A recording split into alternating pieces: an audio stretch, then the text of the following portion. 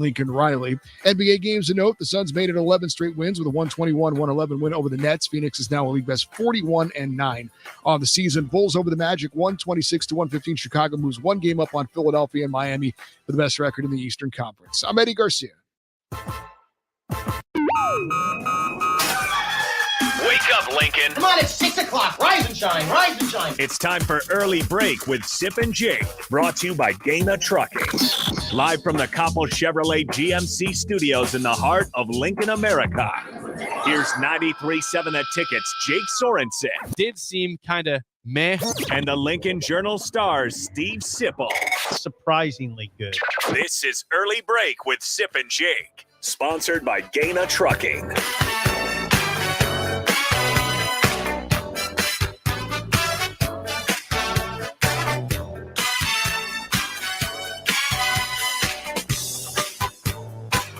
Good morning. Happy Wednesday to you, Steve Sipple, Jake Sorensen. Early break, full show ahead. This would normally be a big day years ago with National Signing Day. Not so much anymore. We'll get to Sean Callahan and Parker Gabriel today to talk about the class. If there's going to be any news today in recruiting, but not like it was in years ago.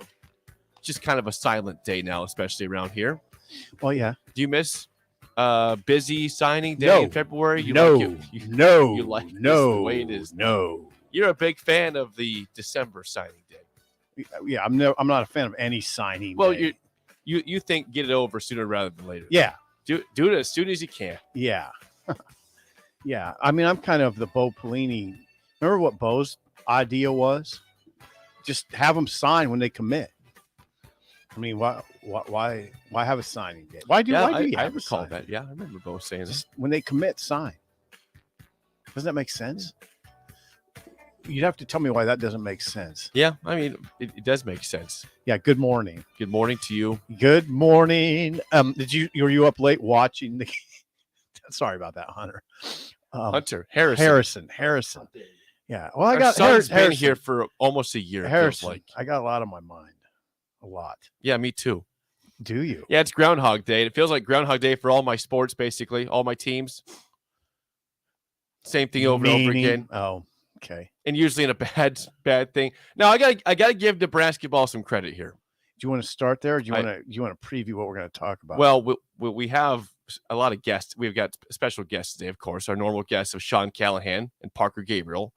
We will fit in during this show discussion about Brian Flores, the situation with the NFL, him suing the NFL, the Dolphins, the Broncos.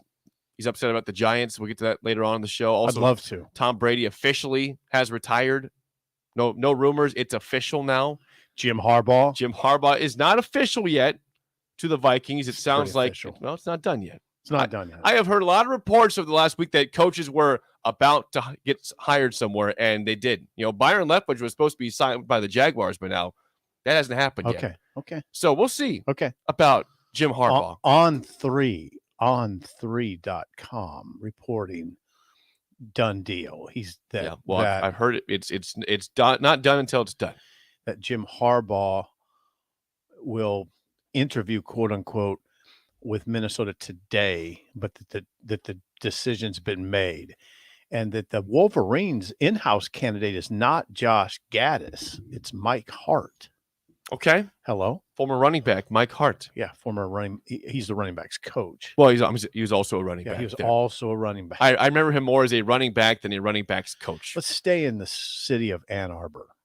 Yes, let's do that. Nebraska basketball, again, I had low expectations last night, and they looked like a team. Sip, Nebraska led at halftime. They had 44 points, not just led. They had 44 points at halftime.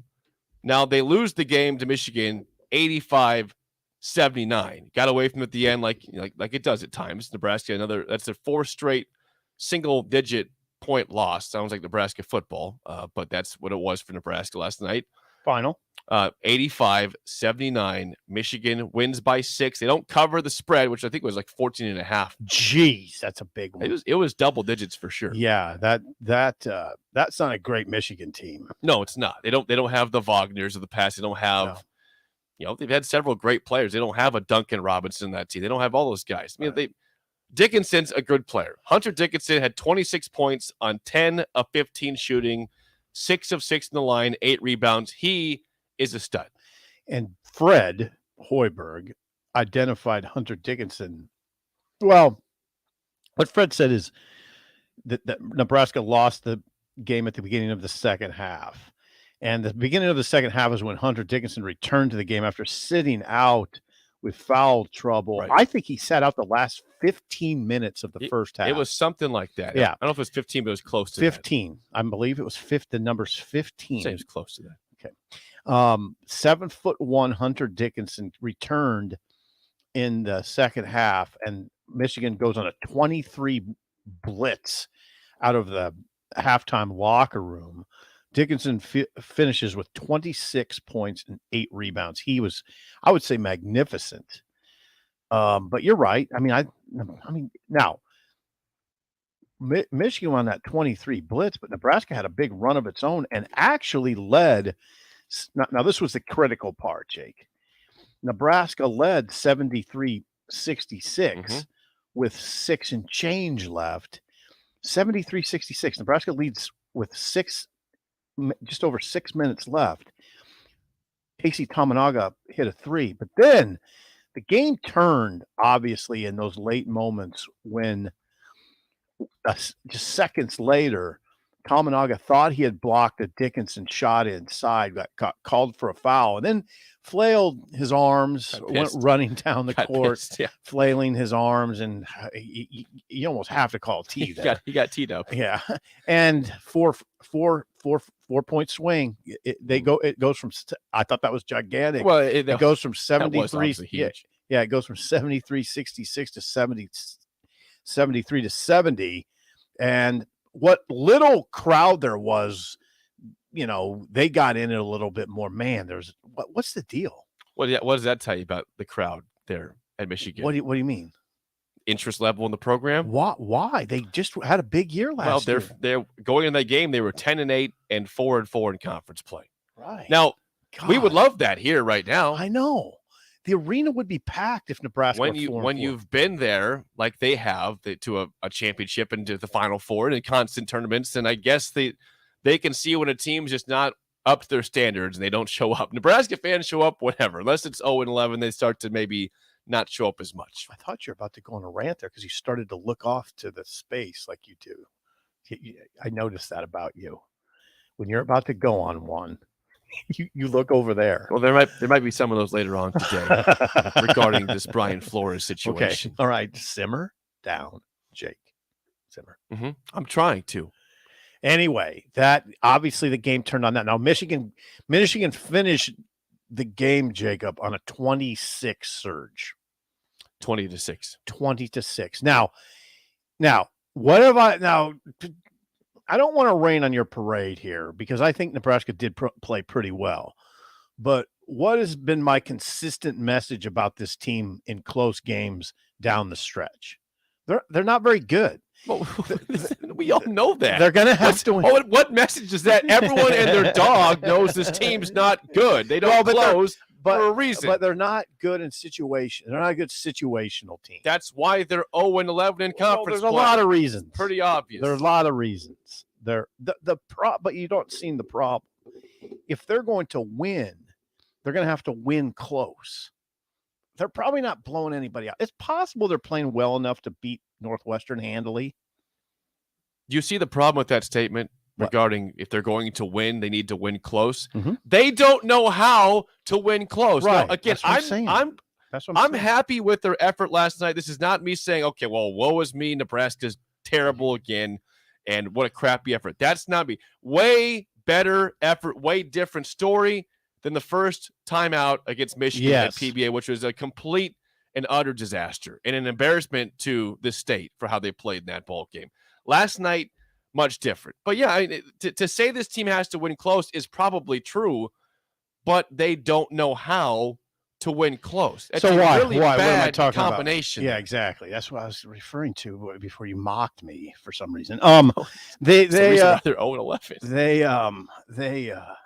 Okay, so it's tied with 79. I'm going to illustrate it. Okay, they're tied at 79 with 120 left. Okay, here we go. 129 left. Game's tied at 79. Right away, inexplicably, Devontae Jones shakes free and gets a layup.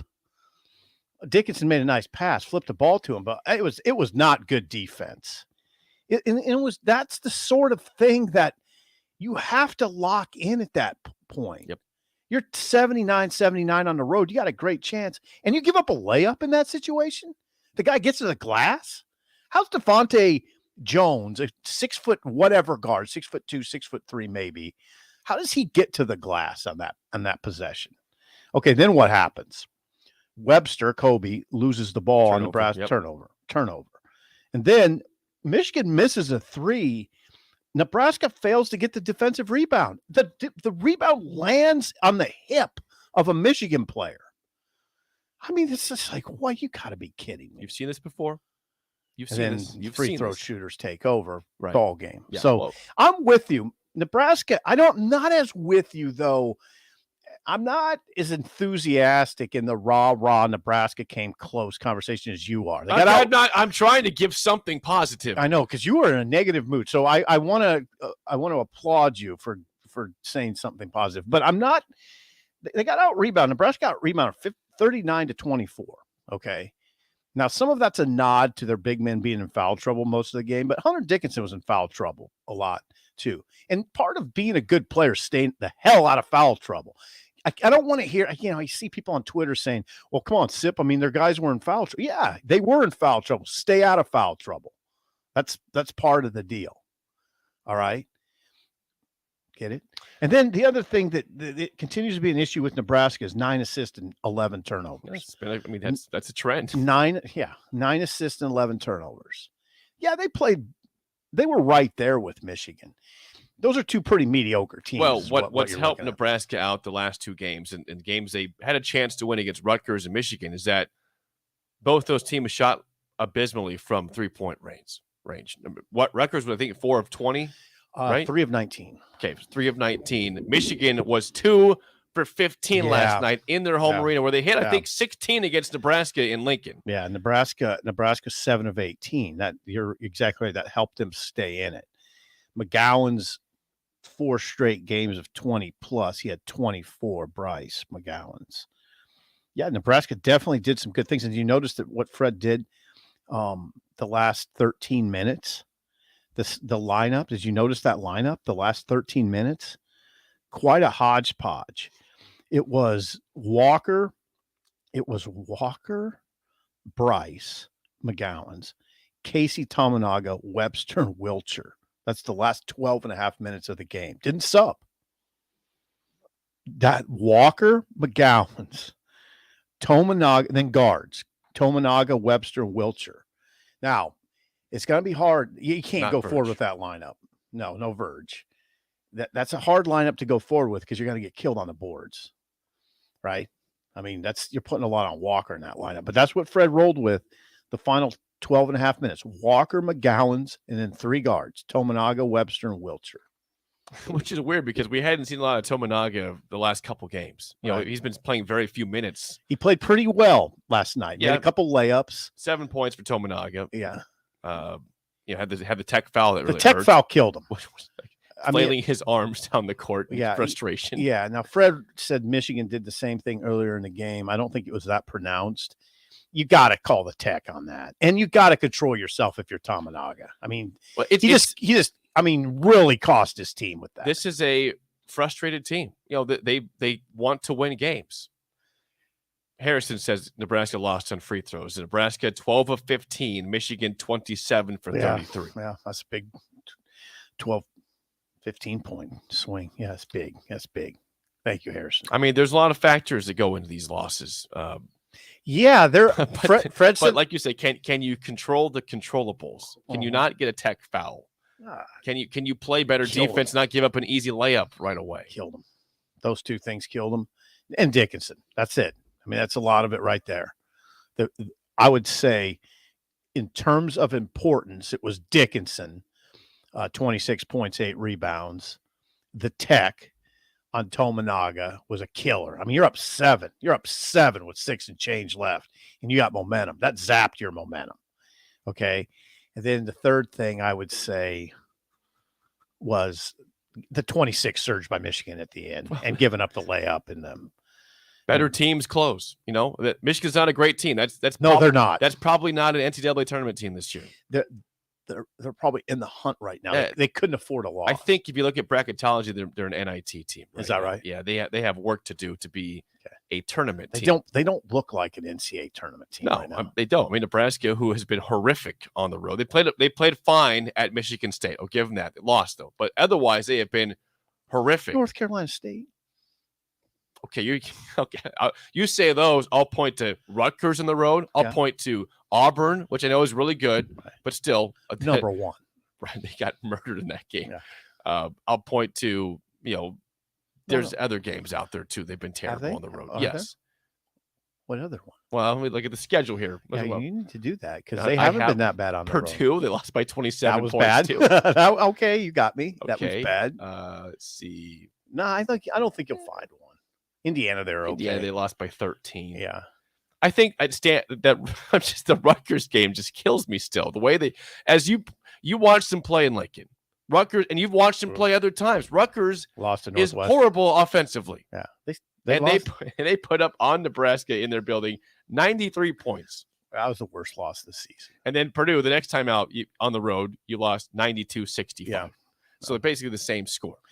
Now, Fred says they're going to get one soon. I agree. They're going to win a game. Well, let's go back to your statement. Nebraska, after the Ohio State game was postponed 2 Saturdays ago, you thought of the 5 games coming up, they should or could win 3 of 5. I thought 3. They are 0 for 3 of those 5 so far. Yeah. To recap, they lose to Wisconsin at home by 8. They lose to Rutgers at home by 2, a game they led for 38 and a half minutes and lost.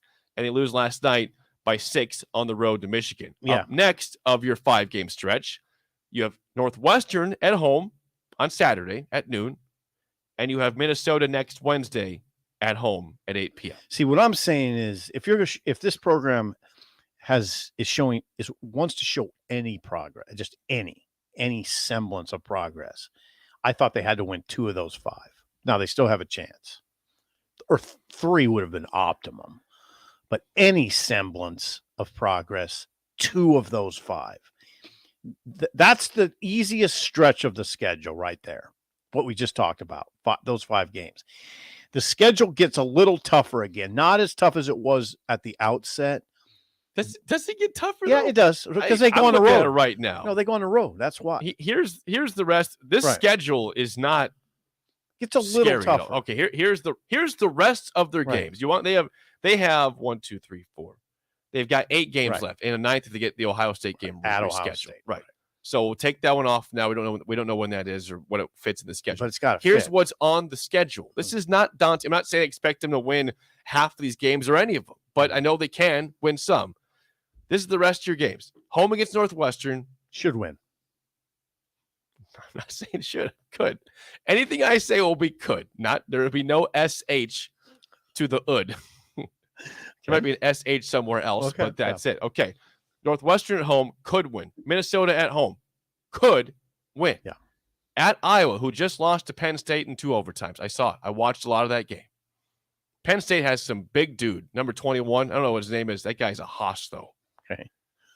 Going Maryland at home. Yeah. Winnable. Could win. At Northwestern. Tough. Could win. Tough. Home against Iowa.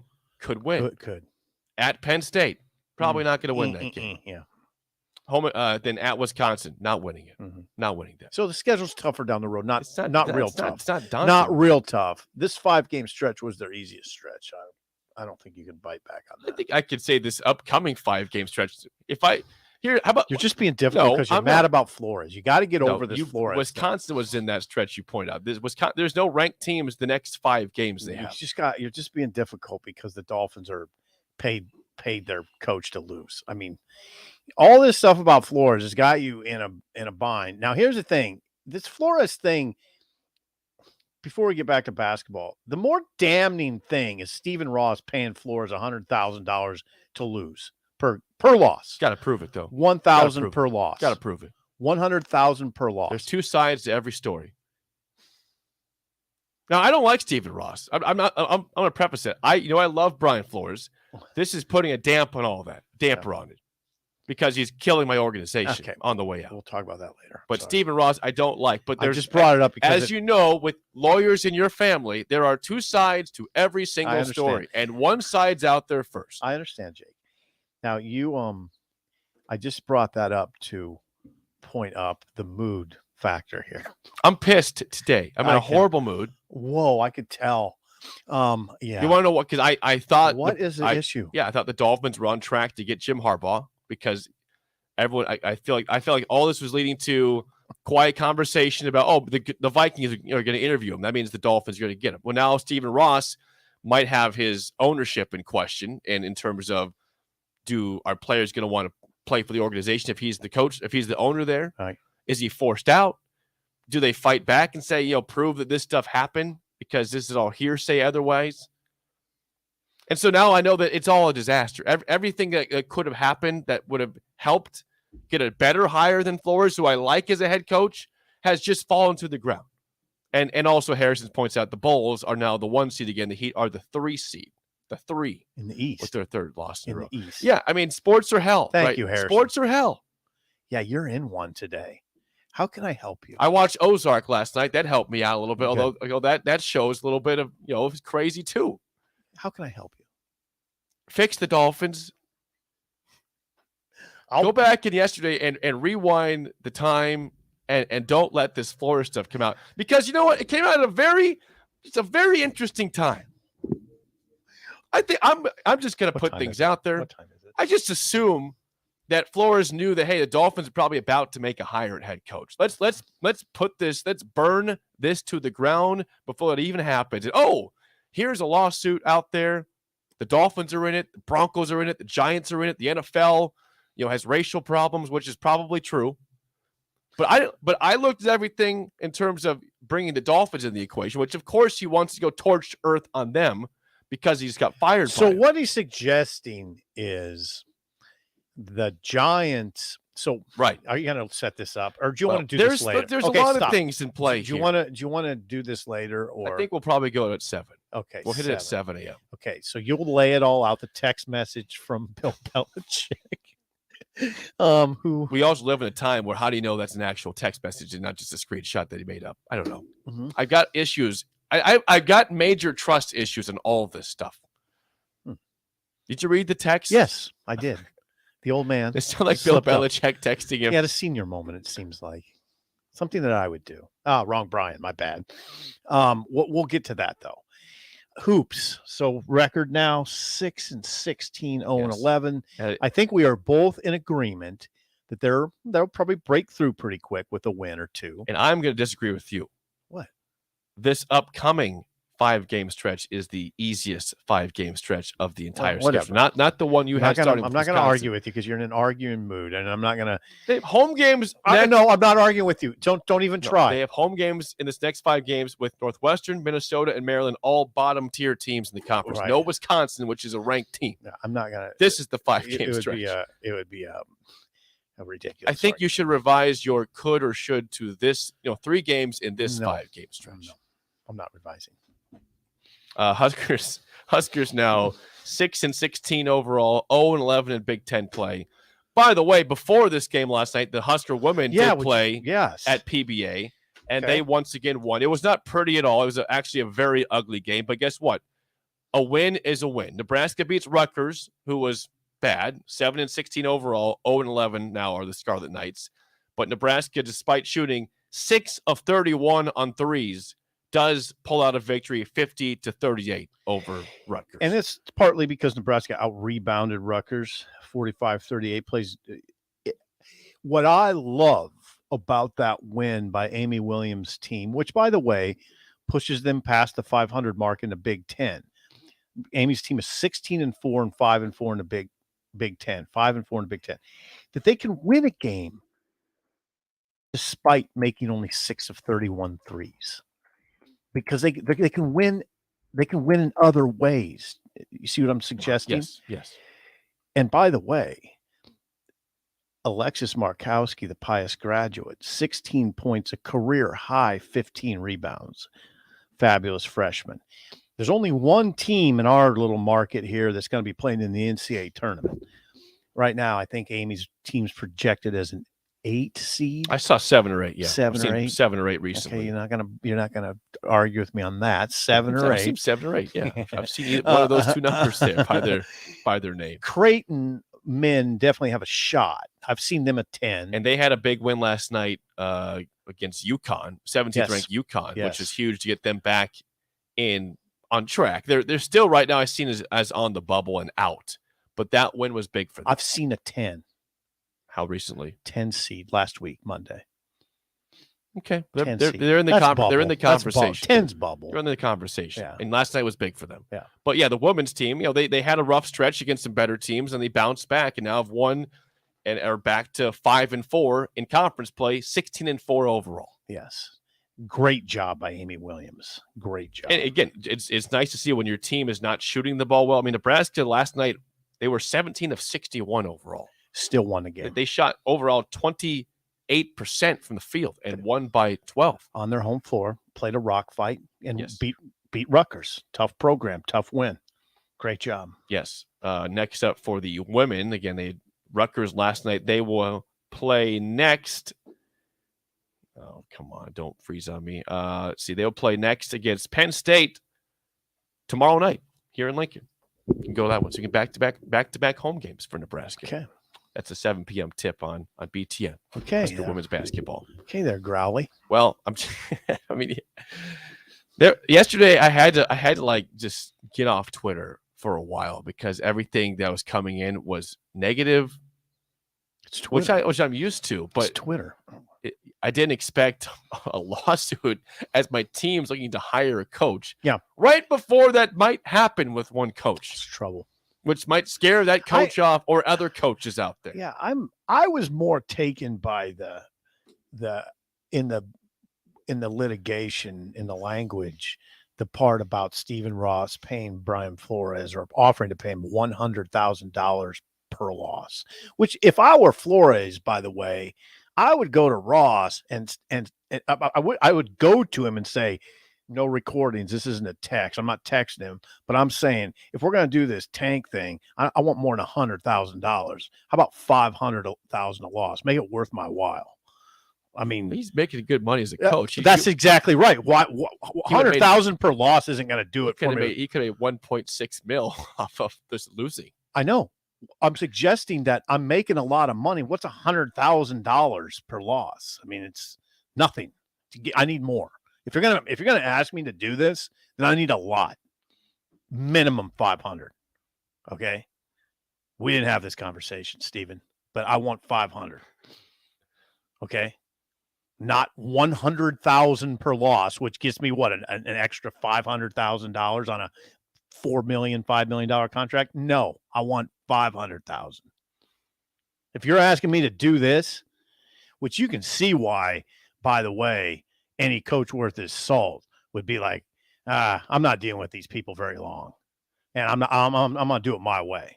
All right. They're asking me to lose. That I'm not cooperating with them. I'm not going to be corroborative or whatever the hell that word is, the legal language. Yeah. I mean, that's a mess is what that is. Well, I understand that. I never denied it's a mess in Miami. It's almost always a mess. Stephen Ross I have no regard for. And by the way, that's probably why Harbaugh is not there, because he knows that stuff like that's going on. Well, yeah, as much as they're both Michigan men, there's too much drama in a bad way. You're paying that has happened under Stephen Ross with the Dolphins ownership. It just has. You have to steer clear from it. You have to. Yeah, I have no regard for that guy offering the coach to lose games. I've told money. I don't like Stephen Ross. I just want to say there's two sides to every story. Harrison, I'm not helping it. What's the other side of that story? That he's lying? I don't know. Well, would he be purging himself at that point? Well, he's already blackballing himself in the NFL on this. Right. I don't think he's lying about that. This is a guy that was interviewing for the Saints job yesterday, and he put this out there. So I don't know what led him to just say, I'm going torches on this, scorched earth, and saying, screw this all. I don't want to be a head coach anymore. Something with Something with the Giants pissed him off. He was interviewing with this. I understand what happened. We'll get it later. He was interviewing with the Saints yesterday and then said, nope, here we go. Lawsuit. I'm done here. Wow. Wonder what he's going to do. I think there's a chance that this dies down eventually and he can become a head coach again. It's going to be a while. He's not going back to the Belichick tree, I'll tell you that much. If he's putting out a screenshot of a text from Belichick, there goes your ties to the Patriots. I mean, you totally agree with you on that. Yeah. Why would you do that? Well, I don't know. Brian Flores killed my team. I guess they fired him first, though. Sean Callahan is up next on Early Break on the Ticket. Rosie Sports Bar and Grill has 2 Lincoln locations that are great for any occasion. If you're downtown for a basketball game or a concert, stop by their newest spot at 10th and P. Don't forget to check out their social media pages to learn about any concerts on stage at Rosie's. If you want to avoid a busy downtown scene, head over to the original Rosie's just south of 14th and Highway 2 for a feeling of your local hometown bar. There's plenty of TVs at both places and great food and drink. What are you waiting for?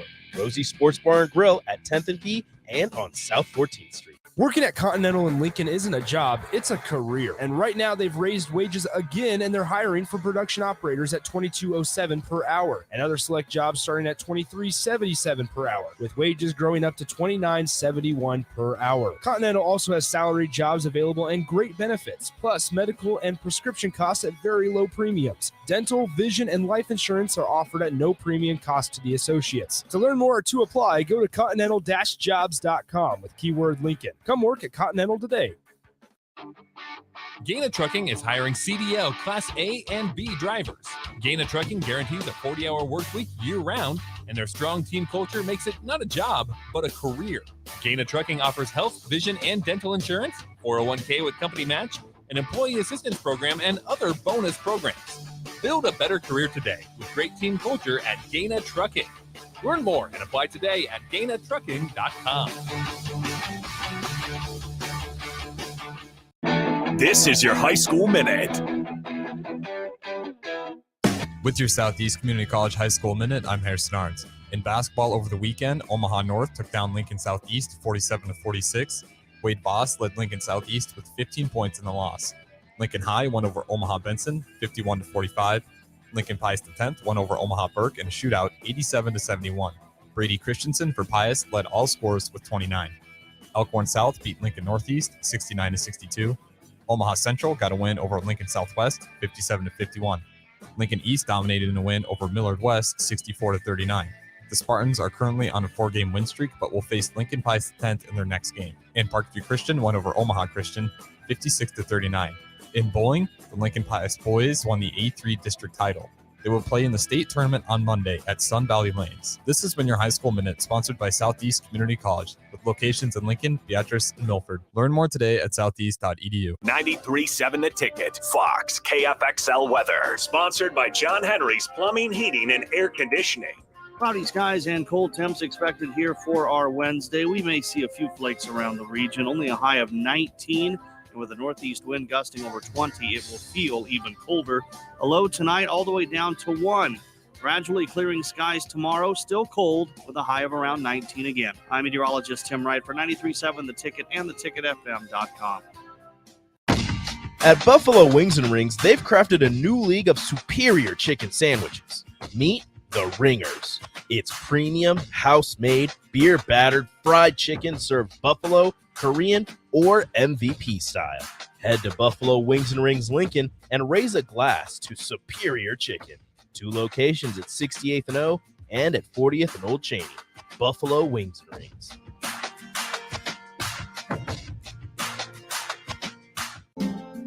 Bagels and Joe is ready for winter with white chocolate raspberry cream cheese, great on any bagel. And try a grilled Italian panini for lunch with ham, prosciutto, banana peppers, and provolone on a sun-dried tomato bagel. Bagels and Joe, 4 Lincoln locations. We're on the air. Back Well, party's starting early today, isn't it? to more of Early Break with Sip and Jake. Simple, you are an idiot. Brought to you by Gaina Trucking.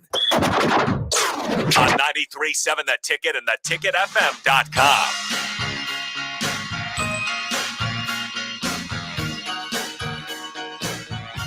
Well, it is National Signing Day today, and although it's much quieter than it has been in years past, there is still maybe some action that happens today. We're joined now by Husker Online Sean Callahan. Sean, let me ask you off the bat. Obviously, most signing day stuff is happening in December now versus now. Is it better for the sport with where it's at in December, or do you miss having it in February like it used to be? Well, Jake, I think the trend now is guys sign early because they want to enroll early. Yep. So it's kind of a moot point. These kids commit so early, they want to enroll early.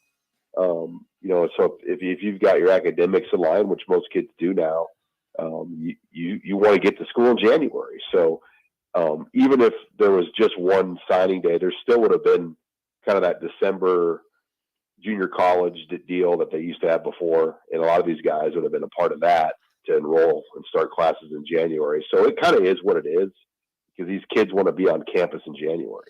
Okay, so there is a little news today. There could be some news. I don't know how to pronounce his first name. Janarian Bonner. Janarian Bonner. You reported yesterday, Sean, in the morning.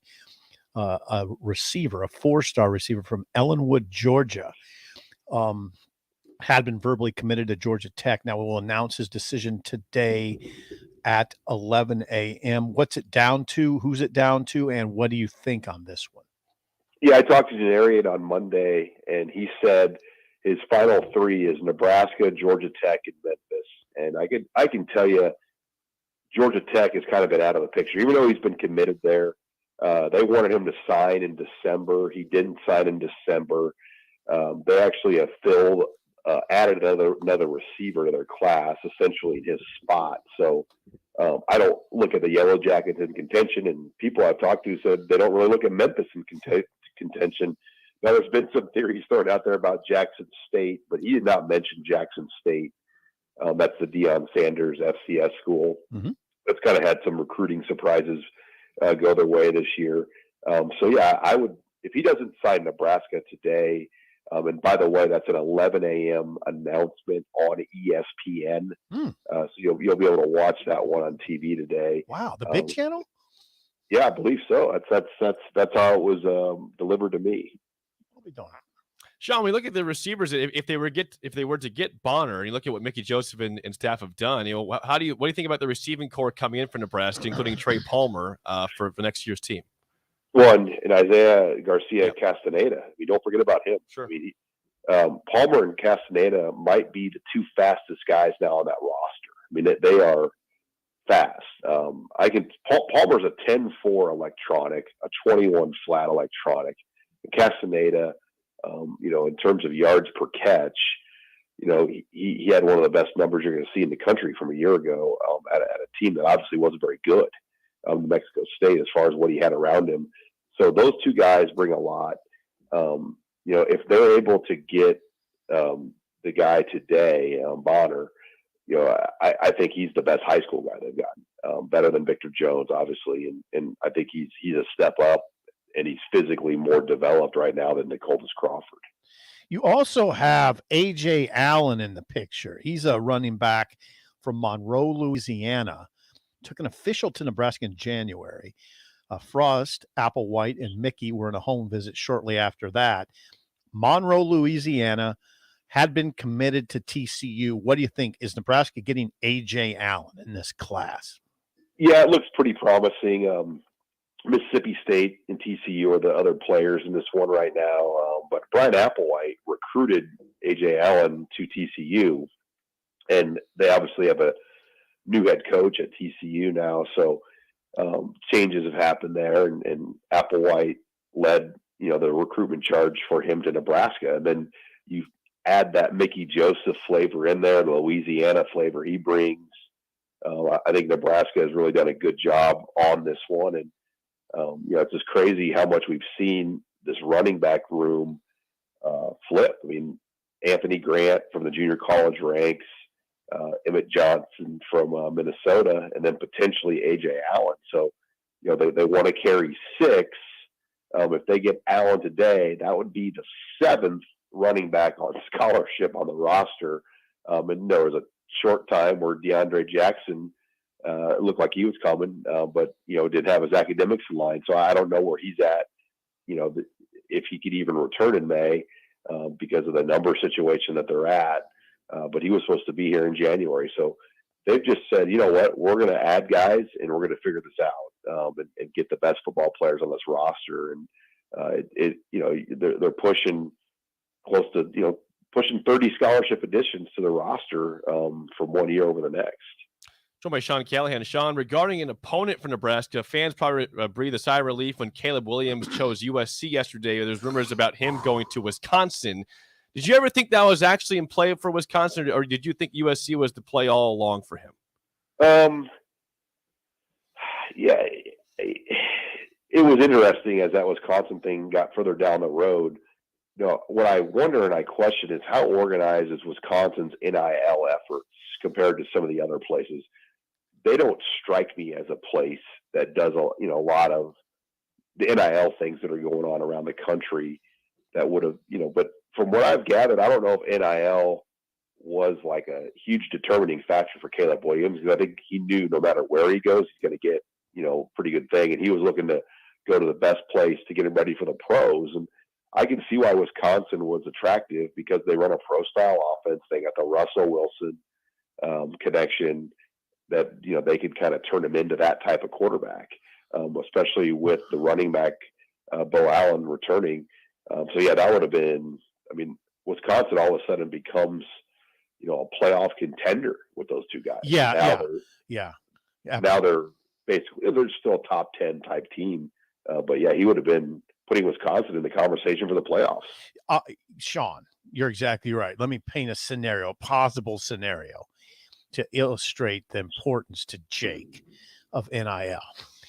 If yes, Caleb please. Williams went to school X, Sean, this could very well be Wisconsin, by the way, and said, well, we need to talk about the NIL, the name, image, likeness part of this discussion. And school X said, well, we don't really have a structured apparatus here, but maybe we can put something together quick with some boosters.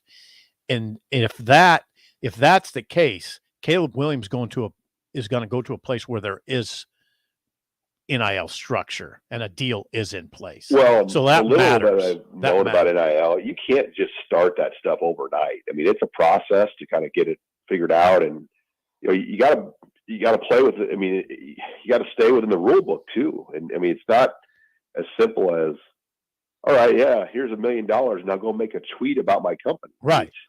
That's not NIL. I know people believe that's how it is, but there's a lot more to it. And I don't think Wisconsin, it's just not part of their. They don't really, they're not playing that game right now. They play a whole different game when it comes to recruiting in college football. Hey, Sean, how would you describe Nebraska's NIL structure and organization? Yeah, it's highly organized. There's a couple of things. Number one, Open Doors is in Lincoln, so they've had really good people here with Blake. And then number two, ABM, when they formed in July, I think a lot of people are like, what is this? Well, they were the first collective, what the phrase is used to be formed for college football. Now everybody is duplicated that collective model that Nebraska started. And, I've had people at Open Doors tell me, like, Nebraska is doing as much or more across the board with NIL for their athletes. And ABM's a big reason for it. And they're just further down the road and organized with how things are going. And, I think a lot of people are trying to duplicate that model, but it's really difficult just to start one of those things overnight. But that's what NIL has really become, is the top 30 or 40 programs now form these collectives. Some places have more than one at their school. The smart ones have just one to kind of organize their NIL efforts. Sean, always good stuff. Thanks for the time, and we will chat with you again next week. All right, guys. Thank you. Just a Husker Online, Sean Callahan. If Wisconsin's lack of NIL structure cost them Caleb Williams, it's pretty damning.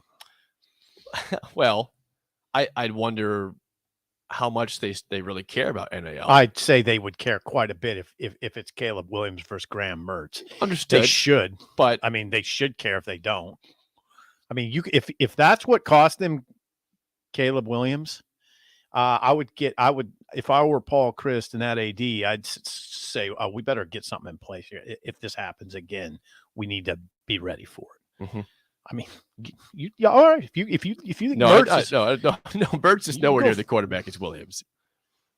But that's why I wonder, like, if did Williams think there was NIL in play at Wisconsin that was impressive, or was he just told by Russell Wilson just go check it out? I don't know. If it was all about NIL, it wasn't. I've heard Wisconsin has nothing in place. Well, I believe that. And if that affects your ability to land a quarterback like that, then you have to reassess. That's all I'm saying. Yeah, I'd like to know the inner workings of how close was Williams to actually going to Wisconsin before he realized, hey, I don't have any money coming in here at all. Right. And come on, Caleb Williams is going to command a lot. Who's going to get? We're not talking about 25,000. We're talking about Bryce six Young, figures for sure. Bryce Young made $1 million, right? 1.8. 1.8. Why would Williams be in that? Maybe not that much, but in the conversation of the realm of that, right? I mean, Sean said it. Nebraska's the phrase I always use with Nebraska's NIL operation is well organized and well heeled, and moving into phases. I mean, they're about a phase 1, but they were looking at phase 2 and phase 3. It's quite an operation. And again, going to the first part of that with Sean, Janarian Bonner, 4-star receiver, again, will announce today at 11 a.m. on ESPN. Sean thinks Nebraska's got a good chance with him. Yeah, Memphis, Nebraska, Georgia Tech. He says he claims Georgia Tech's been out of it for a little bit. Memphis doesn't really have a great chance. So it appears that could be a signing day get. Frost has got a press conference today. I'd be interested in what time it is since I need to be there. Parker, text Zip and let him know what time the press conference is at. We know you're out there listening. Yeah, you'll figure it out. You'll be fine. Thanks. Thank you for the support. I always support you, even when I'm grouchy. I'll be poking the bear here in a little bit. Yeah, someone said earlier, please, Zip, keep poking the bear. Keep going. Don't stop. I'll be poking the bear. 7 a.m. 7 a.m. I got my poker. This bear is growling over here. Yeah. Mailbag and song of the day next on Early Break on the Ticket. Last thing before break, guys, it's getting darker and colder outside every day. That means your time playing golf, tennis, whatever you do outside is getting limited, but you can always find things to do inside, including craft axe throwing in Lincoln. They're open 7 days a week from 4 to 9 p.m. on Monday through Thursday, from noon to 11 on Friday, Saturday, and from noon to 9 on Sunday. Parties and events are welcome anytime. For more information, call them at 402-802-9696 or go to craftaxethrowing.com. That's Craft Axe Throwing, 18th and N in Lincoln.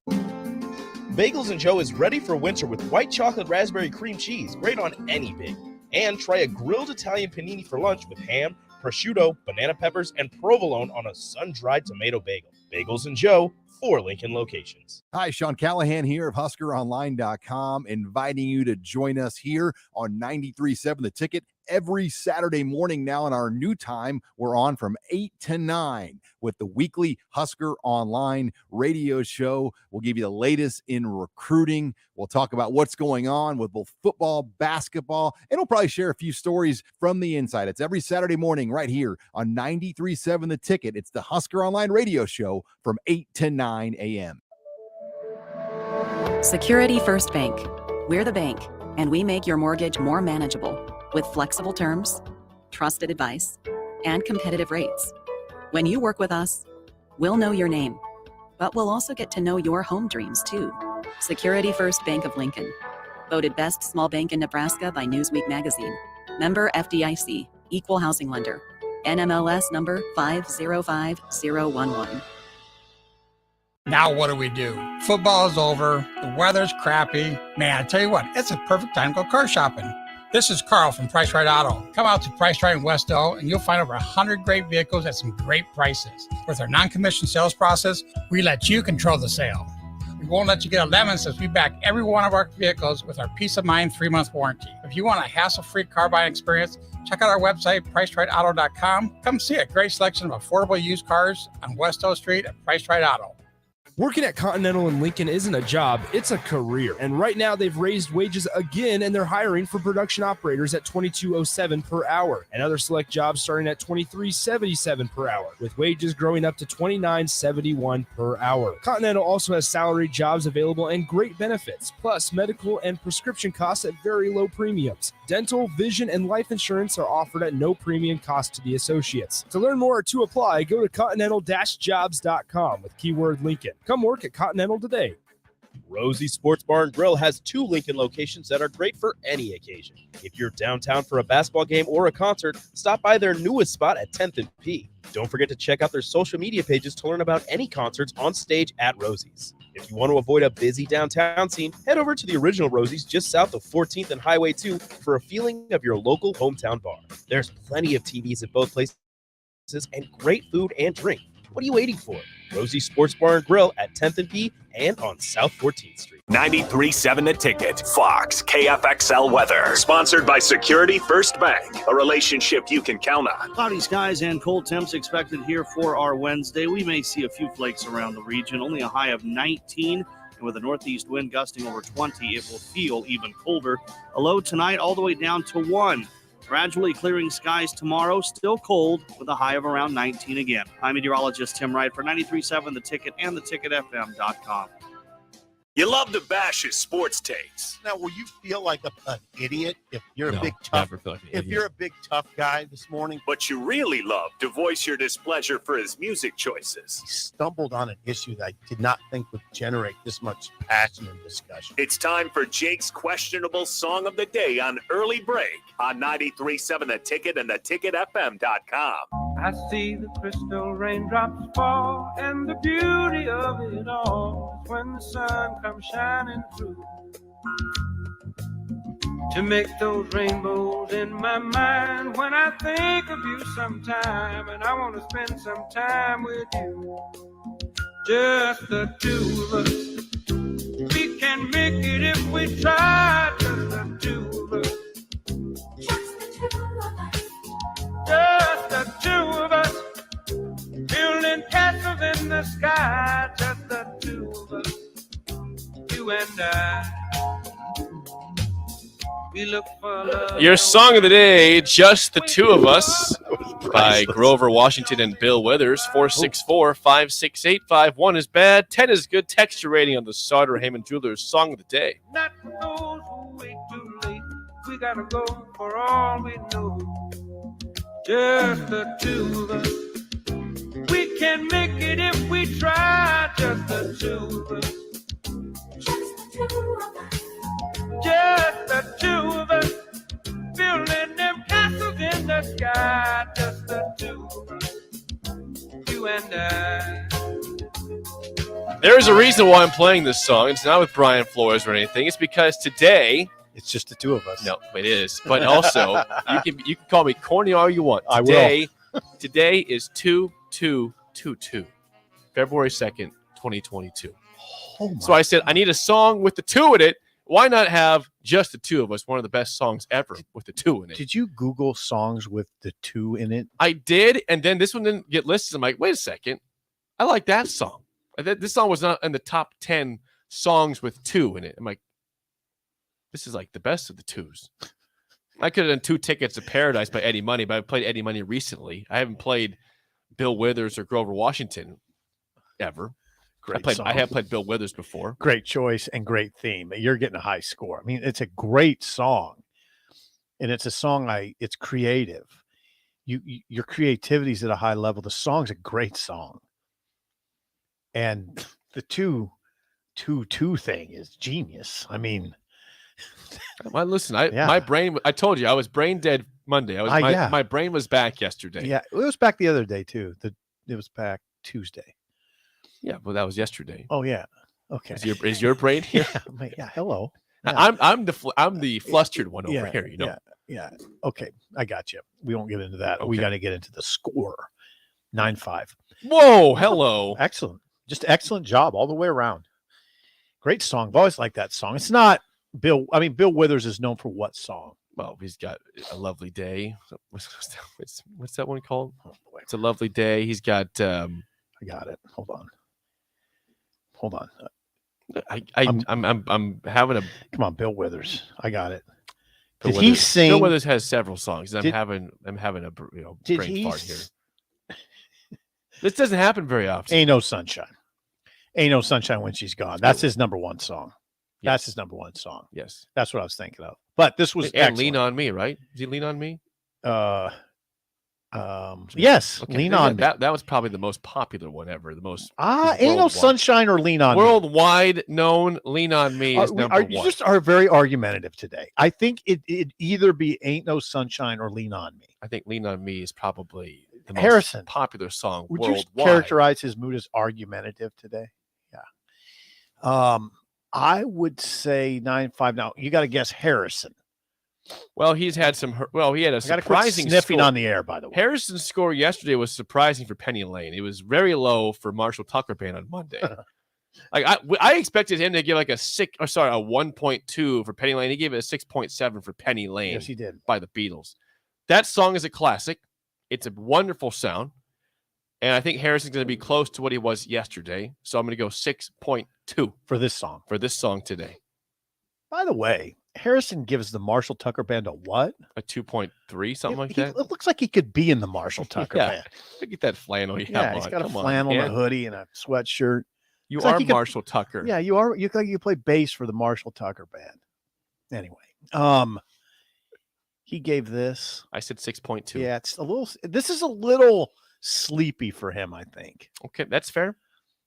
Penny Lane's What'd you kind of give him? sleepy, What'd you isn't give it? him? What'd you give him? 6.2. Oh, lower. Yeah, 5.0.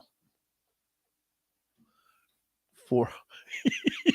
Okay, let me read this. He says 4.4, and he says, also, I got a little uncomfortable watching Jake getting into it. He got uncomfortable. Well, late in the song, I was doing this thing to clap my hands. Here. Well, you were singing the backgrounds I of the did. women. I mean, just the two of us. That part's awesome. That's great music. He was getting. I appreciate a good background singer, especially if it's a memorable thing. Harrison's been a little bit more opinionated. This is what he's supposed to be. I like that. Yeah, I like that. I never You change made our Harrison. son uncomfortable. Well, get used to it, Harrison. Things aren't changing. Okay, here's some. Before we get to mailbag, here's some ratings. We have a lot of ratings today. Okay. Sipple's brother's nephew says 8.5. Yep. My 2. kin. Jennifer says 6. Ho hum. Michael in Carolina says 10 all day, every day for that song. Okay. 6.9 from Brian. 6.5 from Rod. Who also says, have a good day, guys. Thank you, Rod. Thank you. Igor. Rod. Igor. That's a new one. Igor. Hello, Igor. 9 of 10. Okay. Yes, it's 10. It's a 10 Harper, scale. Harper and Harper's dad both a 6. Okay. Joe and Boulder a 7. Big Frank 8.5. Okay. Brown Magic 7.2. 10 from Gabe. Gabe. 8.4 from Gator. How about this for a description? Pukerific. Wow. That's a 3 from CJ. Yeah, that's not a pukerific song. 8.5 up to 7.6, but a plus 0.9 for creativity. So an 8.5 from Drew. Thank you, in Drew. Lincoln. Yeah, I agree with that. Okay, there you go. 8.3 from John, 6.3 Huffy. They just keep coming in. Should I read them all? Yeah, keep reading. We got to get to mailbag. You got a guess from John Des Moines? John, it's a little sleepy for John, too. 6.0. Wow, you could not have nailed it even better. Here's what the full text. Decent song, 6. But come on, Jake. The songs have been awfully soft lately. Yeah. Need to rock out a bit. You put it out perfectly. You Yeah, guessed. Marshall Tucker Band is a little soft. A little. Penny Lane for sure soft. That's for sure soft. I wouldn't care. Would you characterize Heard It in a Love Song as soft? Not Not as soft necessarily. as that one or Penny Lane. Yeah. Okay, let's get to the mailbag. Yeah, bam. Hit some back. Here it's not Beck, it's Gorillas. Go. All right, we've got several suggestions here. This one, you'll love this. You got to go first here. I'm not going first. This is from Michael. He says, Sip and Jake are newly recruited for Omar Navarro's cartel. How are you laundering his money? As seen as Ozark. I'm going to Ruth. But maybe Ruth's not involved here. And the Lazio. I mean, I'm just the hotel. Yeah, I'm gonna make it work some way through Ruth, Jonah, and the Lazio. That's what I'm doing. I'm not gonna try to do anything fancy. Could you buy an old beaten up golf course and fancy it up? Oh, and then meet something like that. We have to come up with our own scheme. Yeah. How okay. are you laundering his money? What's your own scheme? You're not putting yourself in Ozark. You're doing your own thing. You got to do your own thing. Yeah, you got to launder his money. What are you doing? T-shirt shop, a T-shirt shop, a nondescript T-shirt shop. That's what I do. I do like the funeral home idea a lot. That was a good one too. Yeah. About a golf course. Fancy up a golf course. You might be able to pull that off. Yeah. That could be Launder City. I'm doing a T-shirt shop. Okay, Kelly. Could you get enough money through there? That's the problem. It depends. Yeah. Kelly says, these NFL playoffs have been great, but I've noticed something odd. Oh, what? I've texted my brothers, wow, the Huskers would have done something like that a few times during the playoffs. I've been shocked at some of the plays and decisions I've seen, which has made me feel better about the season for the Huskers. But which of these has been more inexcusable? Got several options here. Okay. Number one, Cowboys quarterback draw with no timeouts and clock runs out to end their season. Okay. Number two, Kyler Murray's terrible pick six where he was falling in the end zone, threw it up and was picked off by the Rams. Okay. That's your options there. Three, Packers opposing team can't find any offense, but you have a field goal blocked and a blocked punt return for a touchdown. Two more. Bucks prevent defense gives up a huge pass play for the game-winning field goal against the Rams. And the Bills, you know what happened in 13 seconds. Which of those was the worst? The most egregious? Yeah. I thought the first one. Cowboys. Yeah. Quarterback draw with no timeouts. And little time left on the clock. I thought that was a controllable that you didn't control. Like, the block kicks, that's controllable to a point. Oh, they also added the Chiefs won 5 seconds before halftime, and you choose to run out the clock and they get no points. Trouble. That's also that was conversation. Trouble. God, that was trouble. You knew it when it happened too. You were like, "Oh God, that's going to affect this game." That was a bad moment in Arrowhead. Part of me wants to say the Bills won, though. I mean, the Bills were up by 3 with 13 seconds left. We talked about just squib the kick, make them at least take a little time off the clock. Mm-hmm. That's what, and DP and Jay were pretty adamant that you just got to get the stop there. Even forget the squib kick, forget the kick part. There's only 13 seconds. 13. Yeah, you can't stop them. Just get the stop. And then in the context of what Cincinnati did against Kansas City in the second half, which shut them down. I believe that the Chiefs win against the Bills cost the Chiefs in this game because I think they just thought they're going to go up and down the field like they did against the Bills, like they did the first part of the game against the Bengals. Then it got shut off. I think that Bills game led to a degree of arrogance for the Chiefs. Yeah, I agree. Do you? I no. It's the first time you've agreed with me today. That's not true. I've agreed a couple times. You couldn't even agree on how many times you've agreed. I have agreed a couple times today. In order, if I had to give a top 3 of those, I think number 1 is the Bills. Just not being able to stop in 13 couldn't get the seconds. stop, yeah. 2 is Cowboys. I mean, come on. You didn't have a chance to have another play because you ran a draw. This is not college where the clock stops before you snap it. Okay. All right. Now, back to the Chiefs in the 13-second deal. They left Kelsey unguarded. They gave him a free run up the field. You gave a Hall of Fame tight end a free run up the field. That's why Bills is 1 for me. That's the worst one. Yeah. Leslie Frazier, I mean, that's the top-ranked defense in the NFL. But you heard Jay Foreman, on the spillover, that's his sort of Achilles heel, Leslie Frazier. 2-minute defense. 2-minute defense, yeah. But you got to be good in 2-minute defense. Yeah, in the playoffs for sure. We don't have any time for anything else. But thank you. That was a great question, Kelly. Really good, and Michael. Kelly. Appreciate both those questions. Keep them coming for next week. What are we going to talk about next, Jake? When we come back, we're going NFL. What are we going to talk about? I see Brian Flores is speaking right now on CBS Good morning. And also, he's going to talk on ESPN's Get Up at 8:30, apparently. Jeez. So we'll actually hear words from him, but we'll discuss what his lawsuit is that he put out yesterday. And also, oh, by the way, Tom Brady did officially retire. Yes. That got drowned out by all of us. And Harbaugh looks like he's heading to Minnesota. We have a lot We've to got talk a lot to get to in the NFL world next on Early Break in the Ticket. This is your high school minute. With your Southeast Community College High School Minute, I'm Harrison Arns. In basketball over the weekend, Omaha North took down Lincoln Southeast 47-46. Wade Boss led Lincoln Southeast with 15 points in the loss. Lincoln High won over Omaha Benson 51-45. Lincoln Pius X won over Omaha Burke in a shootout 87-71. Brady Christensen for Pius led all scorers with 29. Elkhorn South beat Lincoln Northeast 69-62. Omaha Central got a win over Lincoln Southwest 57-51. Lincoln East dominated in a win over Millard West 64-39. The Spartans are currently on a 4-game win streak, but will face Lincoln Pius X in their next game. And Parkview Christian won over Omaha Christian 56-39. In bowling, the Lincoln Pius boys won the A3 district title. They will play in the state tournament on Monday at Sun Valley Lanes. This has been your High School Minute, sponsored by Southeast Community College, with locations in Lincoln, Beatrice, and Milford. Learn more today at southeast.edu.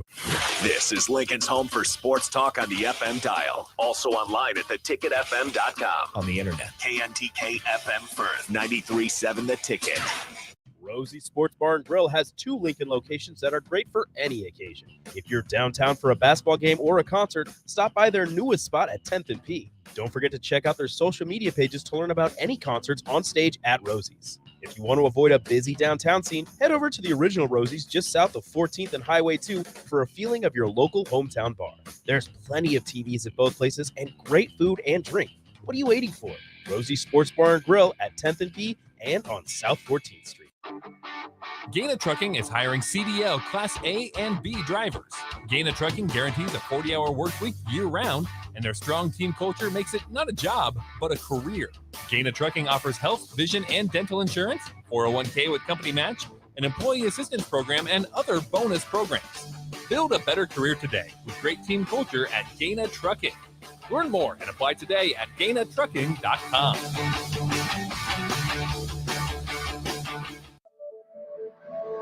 Security First Bank. We're the bank, and we make your mortgage more manageable with flexible terms, trusted advice, and competitive rates. When you work with us, we'll know your name, but we'll also get to know your home dreams too. Security First Bank of Lincoln. Voted Best Small Bank in Nebraska by Newsweek magazine. Member FDIC, Equal Housing Lender. NMLS number 505011. At Buffalo Wings and Rings, they've crafted a new league of superior chicken sandwiches. Meet the Ringers. It's premium, house-made, beer-battered, fried chicken served buffalo, Korean, or MVP style. Head to Buffalo Wings and Rings Lincoln and raise a glass to superior chicken. 2 locations at 68th and O and at 40th and Old Cheney. Buffalo Wings and Rings. Working at Continental in Lincoln isn't a job, it's a career. And right now they've raised wages again and they're hiring for production operators at $22.07 per hour and other select jobs starting at $23.77 per hour, with wages growing up to $29.71 per hour. Continental also has salaried jobs available and great benefits, plus medical and prescription costs at very low premiums. Dental, vision, and life insurance are offered at no premium cost to the associates. To learn more or to apply, go to continental-jobs.com with keyword Lincoln. Come work at Continental today. And now a limerick from the world of Yum. There once was a man in a bind. He's got the best wife in all mankind. And with Valentine's Day not that far away, he needs the greatest gift he can find. Jewelry can be hit or miss, and that vacuum was quickly dismissed. Flowers, they die. Homemade, don't be that guy. But what about that bakery in Beatrice? Liqueur cakes, you'll eat every crumb. Fruit cakes made with brandy, bourbon, and rum. And those chocolate cake squares. Do I have to drive you there? Get yourself to the world of Yum. Now what do? Football's over. The weather's crappy. Man, I tell you what, it's a perfect time to go car shopping. This is Carl from Price Right Auto. Come out to Price Right in West O and you'll find over 100 great vehicles at some great prices. With our non-commissioned sales process, we let you control the sale. We won't let you get a lemon since we back every one of our vehicles with our Peace of Mind 3-month warranty. If you want a hassle-free car buying experience, check out our website, PriceRightAuto.com. Come see a great selection of affordable used cars on West O Street at Price Right Auto. Wake up, Lincoln. Come on, it's 6 o'clock. Rise and shine, rise and shine. It's time for Early Break with Sip and Jake, brought to you by Gaina Trucking. Live from the Coppel Chevrolet GMC studios in the heart of Lincoln, America. Here's 93.7 The Ticket's Jake Sorensen. Did seem kind of meh. And the Lincoln Journal-Star's Steve Sipple. Surprisingly good. This is Early Break with Sip and Jake, sponsored by Gaina Trucking.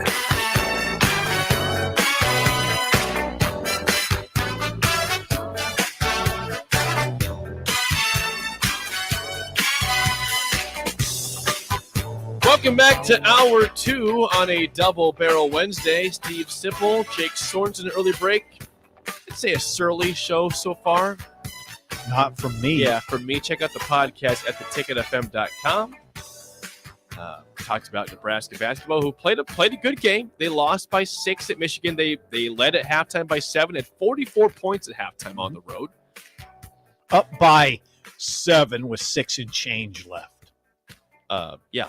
Michigan goes on a 26 surge to close to finish. So Nebraska falls to 0-11 in conference play, 6-16 overall. They'll play Northwestern coming up here. Yeah, noon, I believe, on Saturday. Interesting tip-off time. Yes. I think in this 5-game stretch, they could win 3 games. Okay. Not the one you laid out earlier. I'm not going to be argumentative with you. That was pretty optimistic for me, wasn't it? Yes, it was.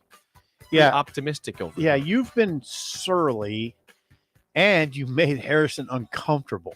Well, as I tried to get him surly, I was enjoying the song of the day, which is, of course, just the two of us, because today is 2-2-2-2. Yeah, February 2nd, 2022. And you were singing the background vocals. Just the two of us. But I did an octave higher. Yeah, it was falsetto. A couple octaves. That's what scared the people, was that. Yeah, well, it made you laughed. Harrison cringed. I appreciate the laughter more than the cringing. But the important thing was Harrison said you hitting the high note. Yeah, because I hit it. Okay, you did hit it. I didn't attempt. I hit the high note. Harrison, he always hits the high note. He does. I'm on pitch.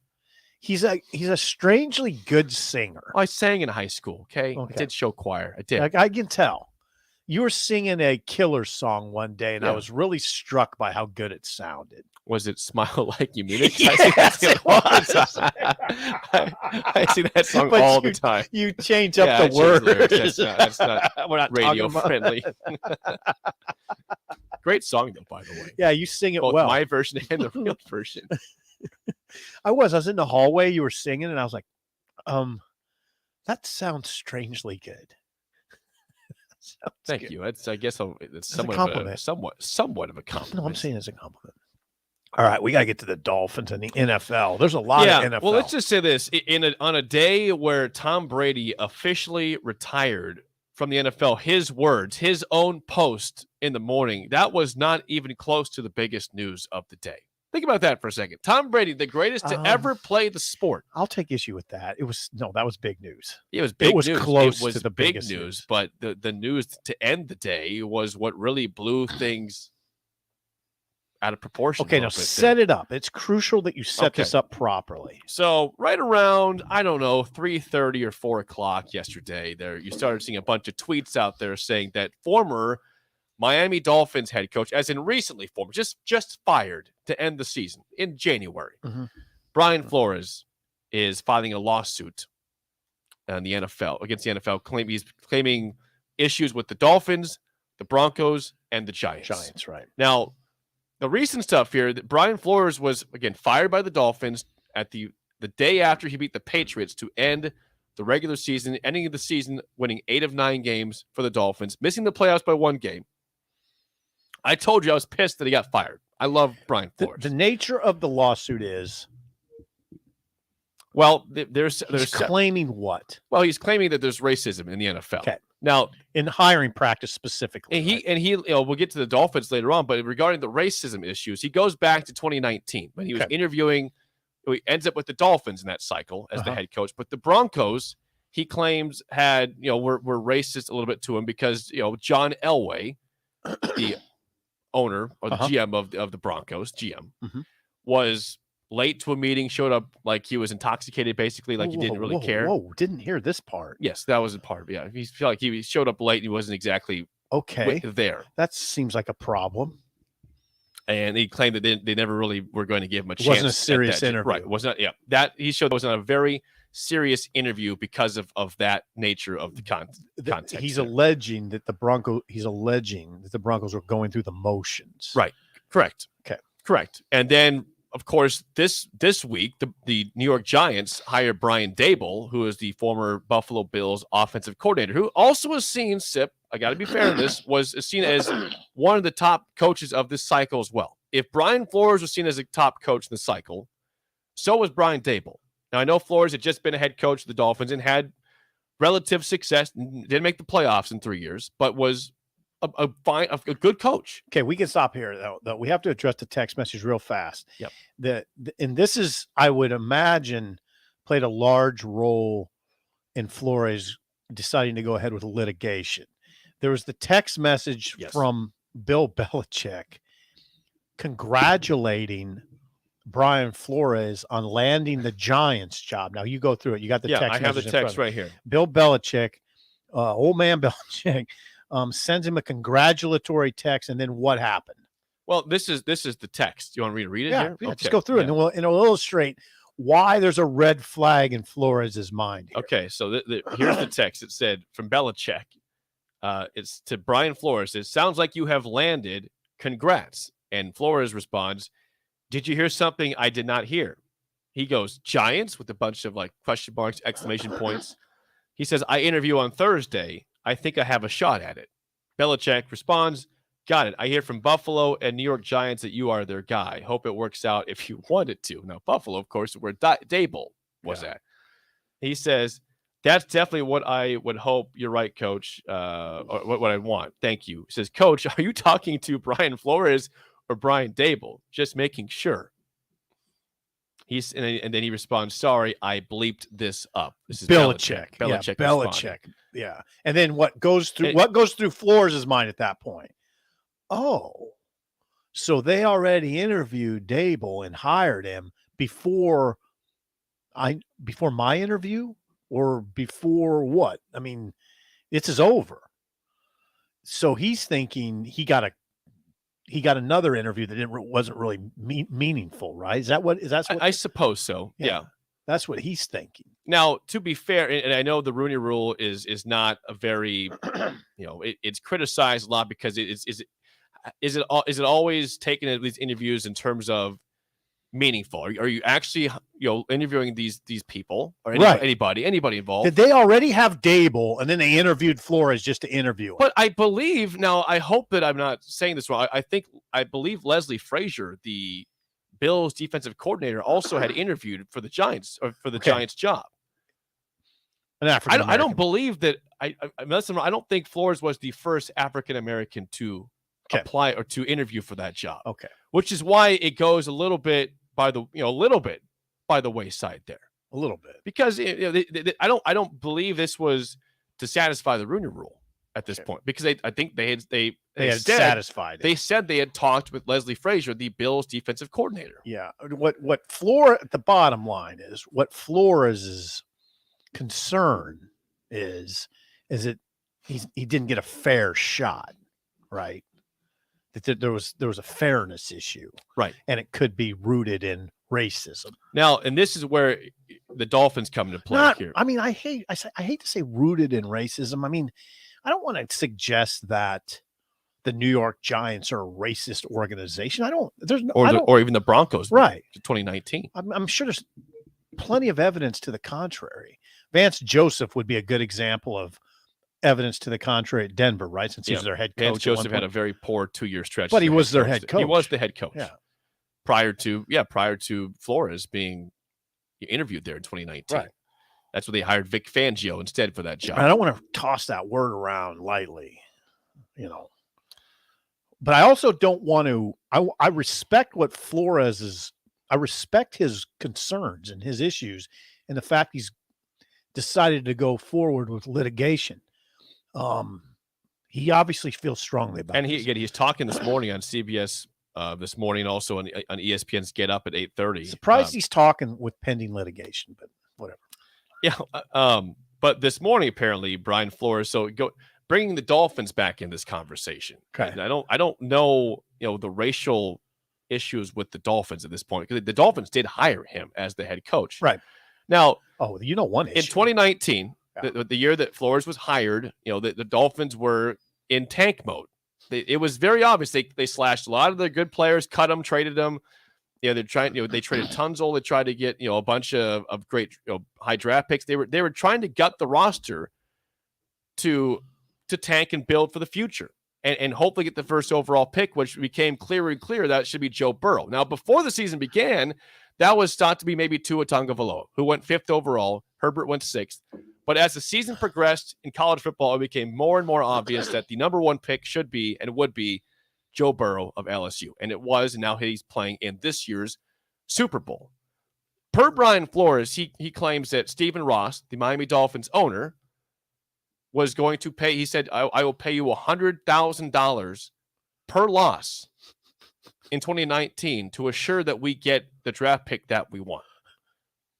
Flores, being a competitor, obviously took issue with that. Probably affected his relationship with the organization long term, right? Right. And this morning, go ahead. This morning, he addressed that part of this because he's on CBS talking about this. Okay. And this is from Dave Hyde's, a reporter in Florida. Yeah, Dave Hyde, sure.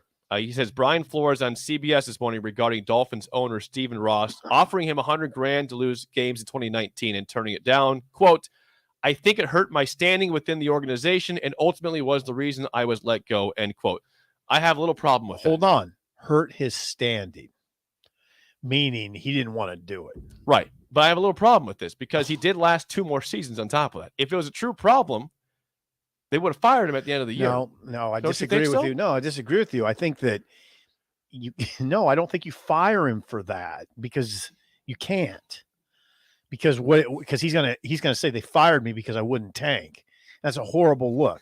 I imagine Yeah, that's true. I imagine there are Miami fans who are interested in the sanctity of the game. I didn't want to tank. I hate tanking. Right. But I understand the concept of it because it helped the Bengals out. Now that where they're at. I would hope that there's a lot of Miami fans that would really bristle at the notion of the owner, the team's owner, going to the coach and suggesting that I will pay you $100,000 per loss. The fact that that doesn't roil you concerns me, frankly, a little bit about you. Well, if it's true, I have major issues with that. Okay, all right. I'm trying to soak this all in without like going ballistic about. You're doing well right now because Thank you. I have, as I've said many times on this show, I try not to always talk about the Dolphins because this is It's fascinating though.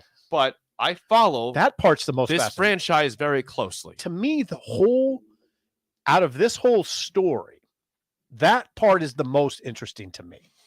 That Ross offered this coach $100,000 to lose per loss on top of what he was making already, which was about what was he in the $4 million range? Yeah, something like that. Yeah. So that, first of all, it's kind of a pittance. I said earlier in the day, if I were Flores, first of all, I'd be incensed, and it would definitely affect my relationship with the front office. Second of all, I would go to him personally and say, hey, if we're doing this, 100,000 is not enough. I want a minimum of 500,000. I mean, per loss. If we're doing this, which I'm not, I shouldn't even go there because I wouldn't do it. And I don't think Flores would do it. Think about it. Flores isn't going to do If you that. think about it for him, yeah, I'm getting paid a lot of money, but also it affects my standing. Saying now I got this 0-16 season on my head or 1-15 because I was forced to tank to make you happy. Now I have to win in year 2 because if I don't, it's easy to fire me saying, look at my record, I suck. Jeez. But because you, Stephen Ross, talked us into this, I mean, so Jake, Stephen I Ross. don't like Stephen Ross. I'm not trying to defend him. I want to make sure what again, there are two sides to every story, and Brian Flores is telling one side. I'm not saying he's wrong or that he's right. It's one side of the story. Has Stephen Ross said anything? They said that this is, that they have heard the allegations and they don't buy into it. Basically, I don't have the official statement ahead of me, but the Dolphins did respond yesterday. Chris Greer the GM just happens to be in Mobile for the Senior Bowl going on, so he has been quietly not at all in the picture this week. Chris Greer's in Mobile. The Dolphins general manager. Right. The owner. They can send reporters to Mobile. They sure can. There's actually reporters there, I'm sure, in Mobile, Alabama. The point is, I mean, there's probably a lot of factual things regarding this lawsuit that Flores is out there with. I'm not denying that. There's probably a lot of it that's true. Some of it might be some of it might be not entirely true. I don't know. The tanking issue in pro sports is, to me, it's a major issue. Maybe it's so is it passe though? I mean, is it just, yes, teams tank. Orlando Magic right now are tanking their season in the NBA. Nobody talks about it. They're tanking. They are. They're terrible. They're officially tanking. I mean, they're deliberately not playing their best players at times. It's a tank job. Nobody talks about it. I don't know. I guess is it just that's an accepted part of pro sports? It's a sad part of pro sports. But if you're the Bengals, you say, well, it worked out for us. We tanked. We went post Andy Dalton with Brandon Allen, and we had nothing going on there, and it worked out for us. It's a risk. It's obviously not. It's a sucky year for your fan base. I mean, but if it delivers a Super Bowl 3 years later, then I guess it's somewhat worth it. Or 2 years later, I suppose. Another part of this that we didn't read it, we'll get to Parker Gabriel in a second, is that we laid out one part of the Dolphins, which was the $100,000 per loss that Flores was offered by Stephen Ross, right, to lose in 2019. Now there's another part that Stephen Ross in 2020, so the second year of Brian Flores before the season began, this is the time where Tom Brady is available. And the rumor early on was that this is about Deshaun Watson. It sounds like it's about Tom Brady, that Stephen Ross invited Brian Flores onto a yacht in the offseason to have some lunch with him. Flores, okay. And there was just conveniently a star quarterback that happened to also be on a yacht incoming, or a boat incoming to that yacht, that might want to meet and talk, which is, tampering. And who was that? It's not official, but everyone is saying this was Tom Brady to get back, and the reason why he'd want to go to the Dolphins was to get back basically at the Patriots organization, saying, well, watch this. I'm going to go win with the Dolphins, a team you guys hate, and we're going to get this rolling. That would have been sweet, by the way. It would have been sweet. Yeah. That would evoke images of the great Dan Marino. Yeah, I just wonder, I think about Vikings fans and how they took in Brett Favre when he went there because they hated him for so long. Mm-hmm. Do you just instantly get over that? And yes, there's a simple answer to that. Well, Tom Brady won a Super Bowl with the Bucs, and he had them in the playoffs this year as the 2 seed. Did the Dolphins have enough firepower at the skill positions for Brady to take that job? They needed a better offensive line. Oh, okay. But I guess he would have been it. Why is he meeting with them if he's not interested then, right? Yeah. If that's the guy, it wasn't Deshaun. They're saying this is Tom Brady that was conveniently headed to the same yacht that Brian Flores was going to with Stephen Ross. Interesting. And Flores left and said, I don't want to deal with this at all. Because it's tampering. Yeah. Jeez. Stephen Ross. Hello.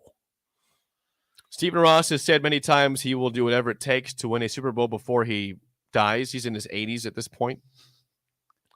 He might not be the owner anymore. I don't know. Well, how does that work? I don't know how you force an owner out. Yeah, I mean that's not a simple process. Trust me.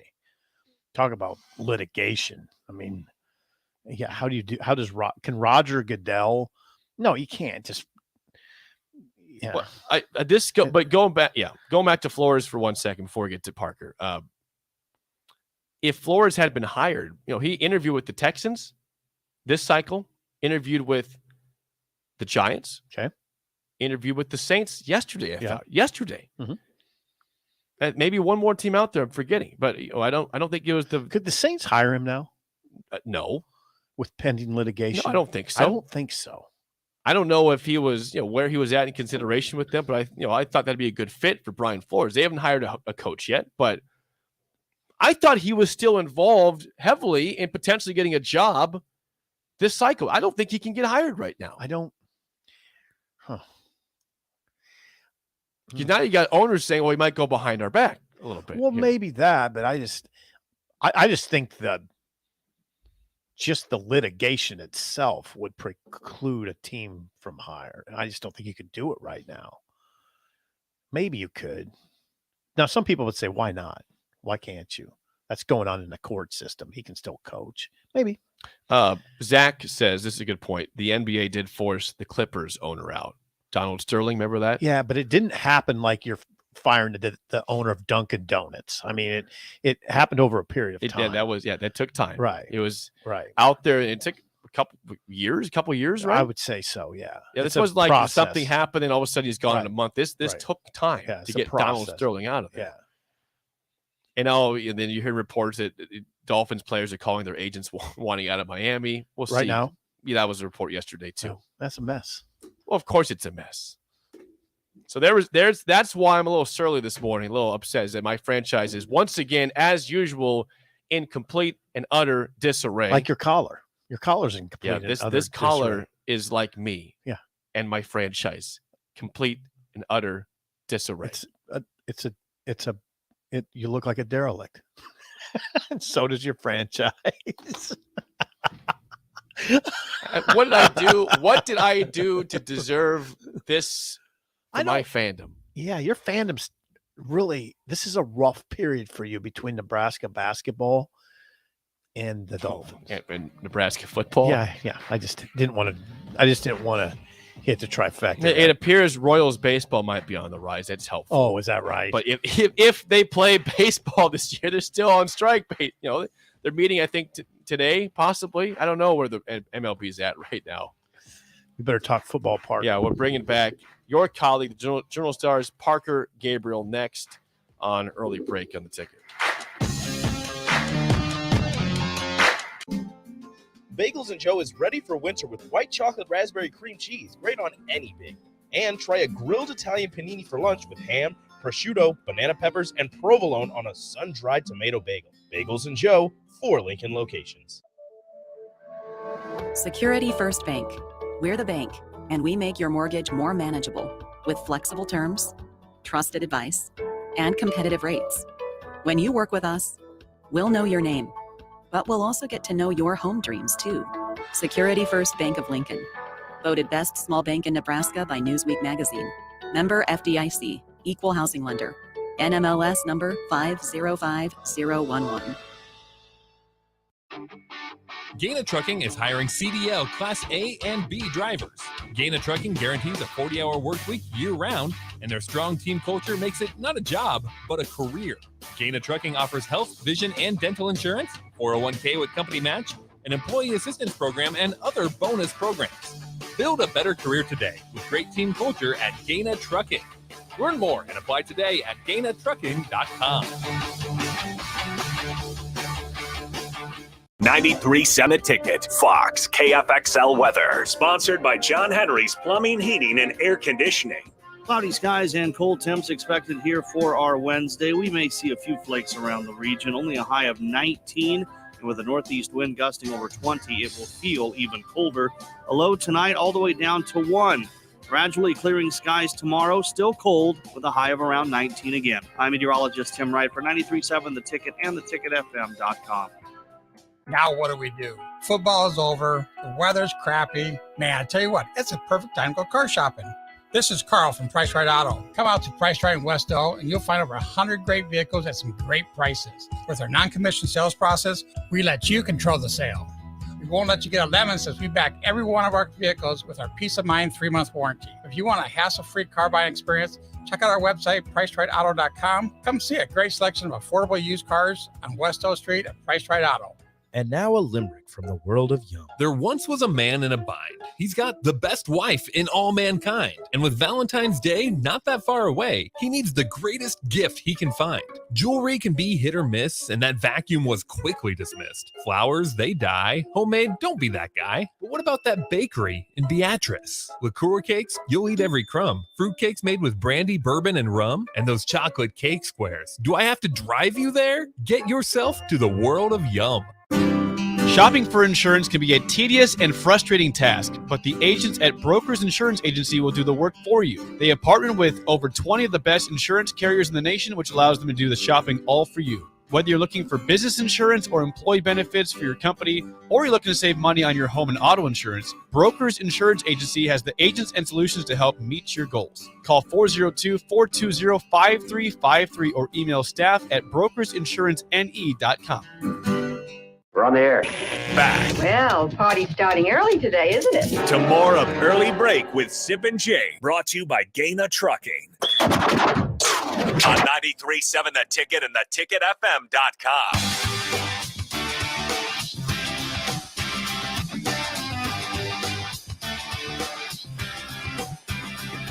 Oh, so much news on this Double Barrel Wednesday. It is, again, like I said, it's Groundhog Day, it's signing day, it's all a lot of NFL news. Why did I not know it was Groundhog Day? Because you don't know holidays. It's not one that you know. You know, who celebrates Groundhog Day? We do it in Unadilla Bill. Yeah. Punxsutawney Phil in Pennsylvania. Cannot forget ever the great Unadilla Bill. Right. Ever. Shout out Unadilla. Yeah, that's right in your neck of the woods, right? It's going like not really. Woods is going like towards Nebraska City. Oh, I thought that was kind of toward. Beatrice is south. Yeah, I know. That's going east. I thought Unadilla was close to Beatrice. No, it's not. Okay, sorry. It is not close to Beatrice. My bad. It's on the way to Nebraska My City on bad. Highway 2. Okay, thank you. Well, on that note, let's get the proper introduction on this fine Double Barrel Wednesday to your colleague, the Journal Star's Parker Gabriel. Double Barrel Wednesday. It's a Double Barrel Wednesday. Double Barrel Wednesday had some pop in it. Very good job by Parker on Double Barrel Wednesday. You guys know what day it is? It's Double Barrel Wednesday. And we're now joined by your colleague, the Journal Star's Parker Gabriel. Good morning, Parker. Lots to get to in Nebraska football. But first, breaking news in the NFL. It is no longer the Washington football team. It is now the Washington Commanders. Do you approve of that as an NFL fan, Parker? Do you like that? Good morning, guys. Yeah, well, nobody asked me for I'm my asking you. thoughts. I am. We are. You know what? I like football team. Honestly, like I thought football team that kind of grew on me over the course of time they used it. I think they should have just left it as the WFT. But among all of the other ones, they were all sort of along a similar line, right? Generals, Commanders.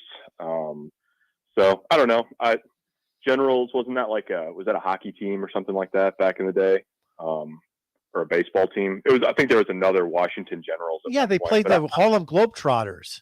Yeah, that's right. Yeah, they played the Harlem Globetrotters. I wouldn't name a team the Generals because of that. Yep.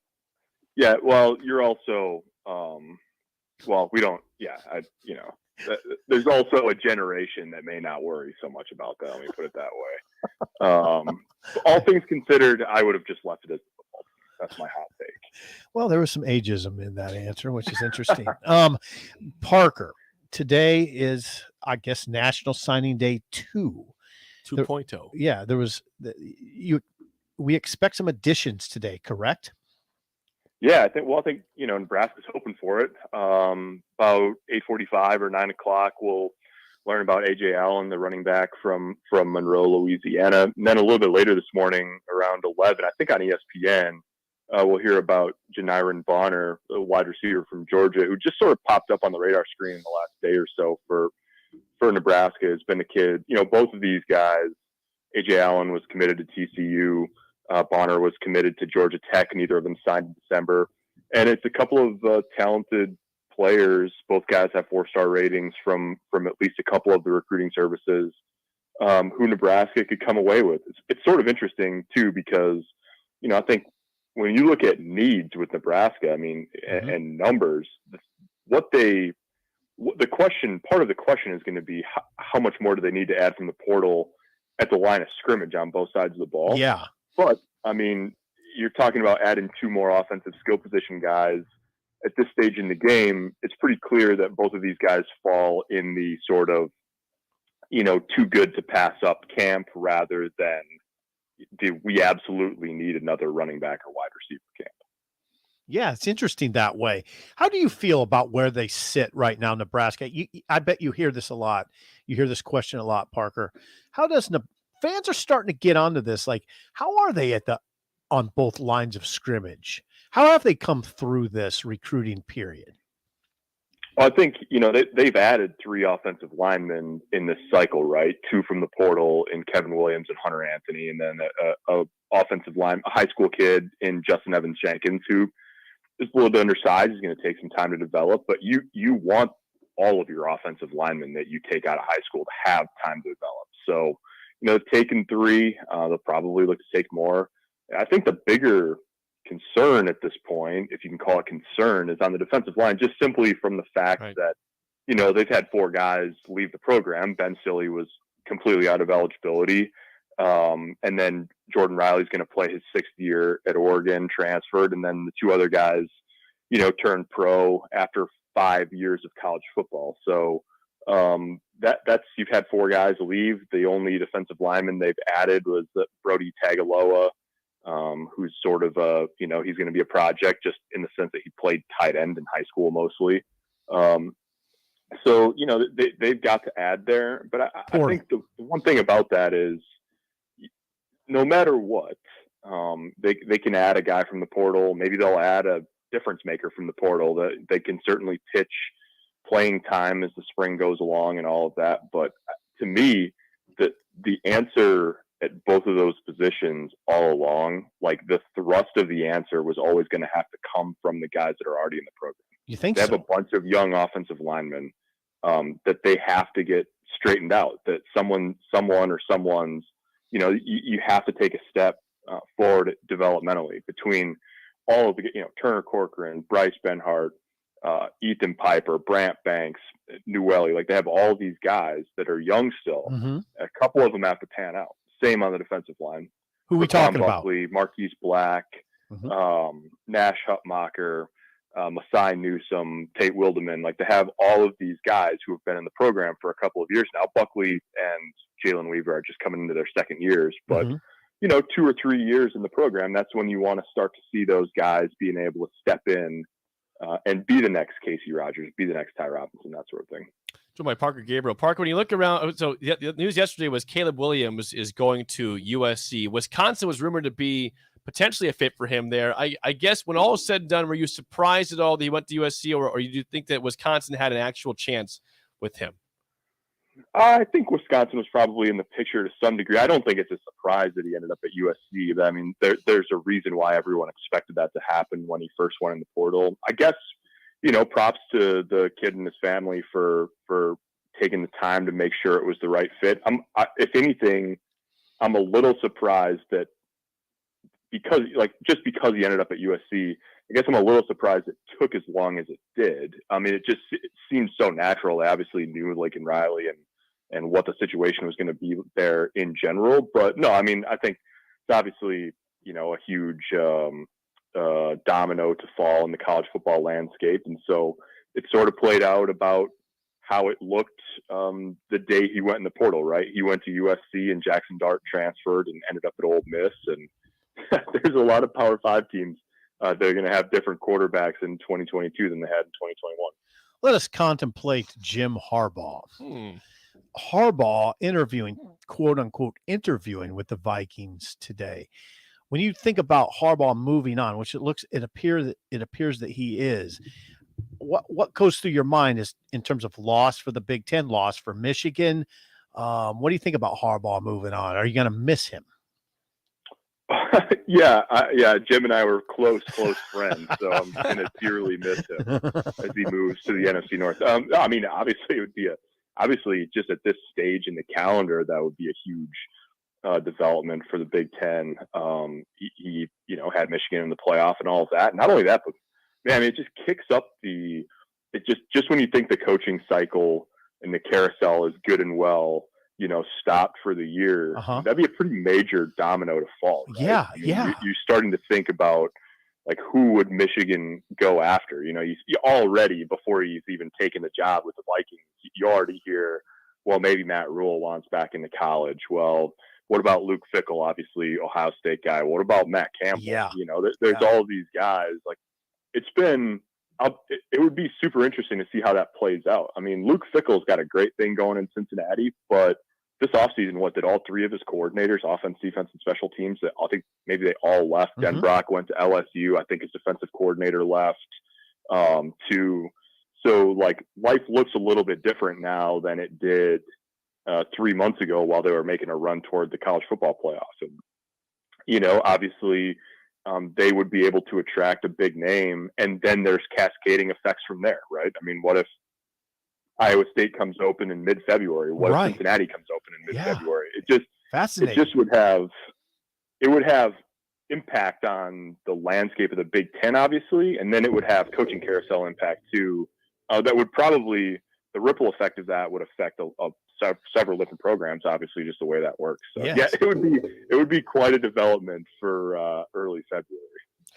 Parker, always great stuff. Thanks for the stuff. time, and we will chat with you again next week. All right, sounds good. Hey, Sipple, Schaefer's on Twitter saying that someone hasn't got their Super Six in yet. Is that you? No, I haven't. I got it in. I thought it was him too. Hey, No, that's Mike- great. Mike- That's not you don't have to be so defensive. Shut up, Sipple. That was good. There we go, Parker. That was good. Yeah, I had I mine did in. assume it was you too. No, I had mine in afternoon-ish yesterday. And Schaefer did say you were by far, you're not close to last in this. So I was in good shape. I think it was a fair assumption, though. Well, You kind of get lost in this stuff. I do. You think? I'm not saying it's a bad thing. It's just. Oh, it's what, just is it a life. good thing that I get Well, lost it's in just stuff? It's a part of life there, Yeah. You don't think You're about suggesting the that I'm scatterbrained. You don't think about the Super Six. I don't think about the Super Six until it's time to do it, and I Yeah. forget about it. Did you do it? I did. You did. I may have done it after you did. Actually, I might have been one of the final five. Yeah.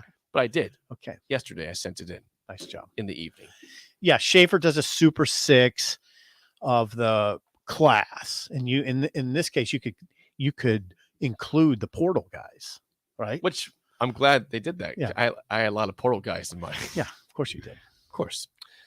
Let's play the game show. Give us a call right now at 464-5685. Your chance to win a business box of bagels to Bagels and Joe. I have told you several times today, not only is it Groundhog's Day, it is 2-2-2-2. It's Groundhog Day, by the way. Whatever. Not Groundhog, ground. There's no plural. groundhogs. There's Yeah, well, it's not. there are a lot of We're not celebrating all groundhogs. Well, it's Groundhog. you can Day. celebrate what you want, and I'll celebrate what I want. I want to celebrate the Groundhogs. Groundhog's Day. Not just Punxsutawney I've never Phil. heard of Groundhog's Day. Well, get used to it. It's part of the show now. So, Groundhog's Day. going back to the two, Yes. it's a wild card Wednesday, number one. Mhm. So it can go anywhere. Our trivia today is the number two. Seriously. Things about like second things. The number, you understand when we play the show. Okay. Just know it's wild like it. card. It's random. Things Yeah. about the number two Okay, Randall. in life. 464-5685. Shut up, Sipple starts right now. We've all been there. You're listening to the radio, and then that rage starts to grow inside of you. It starts to consume you. It gets to a point where you just want to yell, "Shut up, Sipple!" No, sorry. I'm sorry. Well, here's your chance. It's time to shut up, Sipple. Call now to play. 464-5685. Shut up, Sipple. Brought to you by Bagels and Joe. Who knows where I'll go with the number two trivia? Thank you for somebody for calling in. We had several callers today trying to get in for this. Good. How do you feel about my randomness in trivia for the number two and where this might go? Intrigued. That's I am good. intrigued. Don't be scared. Just be intrigued. Yes. This is a good way to go about it. Rick, how do you feel about the number two and trivia? I feel good. Okay, good. All right, Rick. Confident. Yeah, I like You have no idea where I'm going with this, but you feel good. I like it. All right, Rick. Here we go on this 2-2-2-2 day. All right, Rick. Who was the second U.S. president? Oh God. Jefferson. It was not TJ Thomas Jefferson? Sip, do you want to pass or take that? Hard pass. History teachers are all weeping this morning right now listening to this. The answer was John Adams, who was the second U.S. president. I'm kind of no. All right, Sip. Didn't know that. Continuing on in our number 2 trivia. That was very random, by the way. That's his wild card Wednesday. Who has the second most passing touchdowns of all time in the NFL? Okay, Tom Brady's number 1. Tom Brady is number 1. Okay. So you're talking about the second most. All right, let's think That is this the out. question. Let's think this out a little bit. Who is number 2 in NFL passing touchdowns? 5 seconds. Jeez. 5, 4, 3. Chimney. I'm gonna go 2. I'm gonna go Manning. Peyton. Rick, do you want to steal that question or not? Yes, is that Drew Brees? They were in a battle a couple years ago for this. Oh, you're And, right. Tom Brady passed him. And now Should have he's gotten that. got it. All right, so 1-0 lead for Shucks. Rick, for the win, your last question. Here we go. Who has the second most rushing yards in Nebraska football history with 4,588 yards? Rex Burkhead. I think Rex is 5th. Okay, so Rozier's number 1. Mike Rozier is number 1. That is correct. That's not the question, though. Who's number 2? Who would be number 2? I got to say that is Amir Abdullah. He fights back with the You didn't have to take that, by the way. I know. If you missed that, you would have lost the game. I know. But now The you're ru- tied up. I know the rules. How about that? Amir Abdullah is number 2. That's correct. All right, Sip, for the win, your last question. Among active NFL head coaches, who has the second most wins all time? So behind Belichick? Active. Tomlin. Mike Tomlin. Oh, you got to be kidding me. Rick, do you want this one, or are we going to the tiebreaker? You got to be kidding. Get to the tiebreaker. That'd be Andy Reid. Oh, how close is it with Tomlin? I don't know. I don't think it's that close. Really?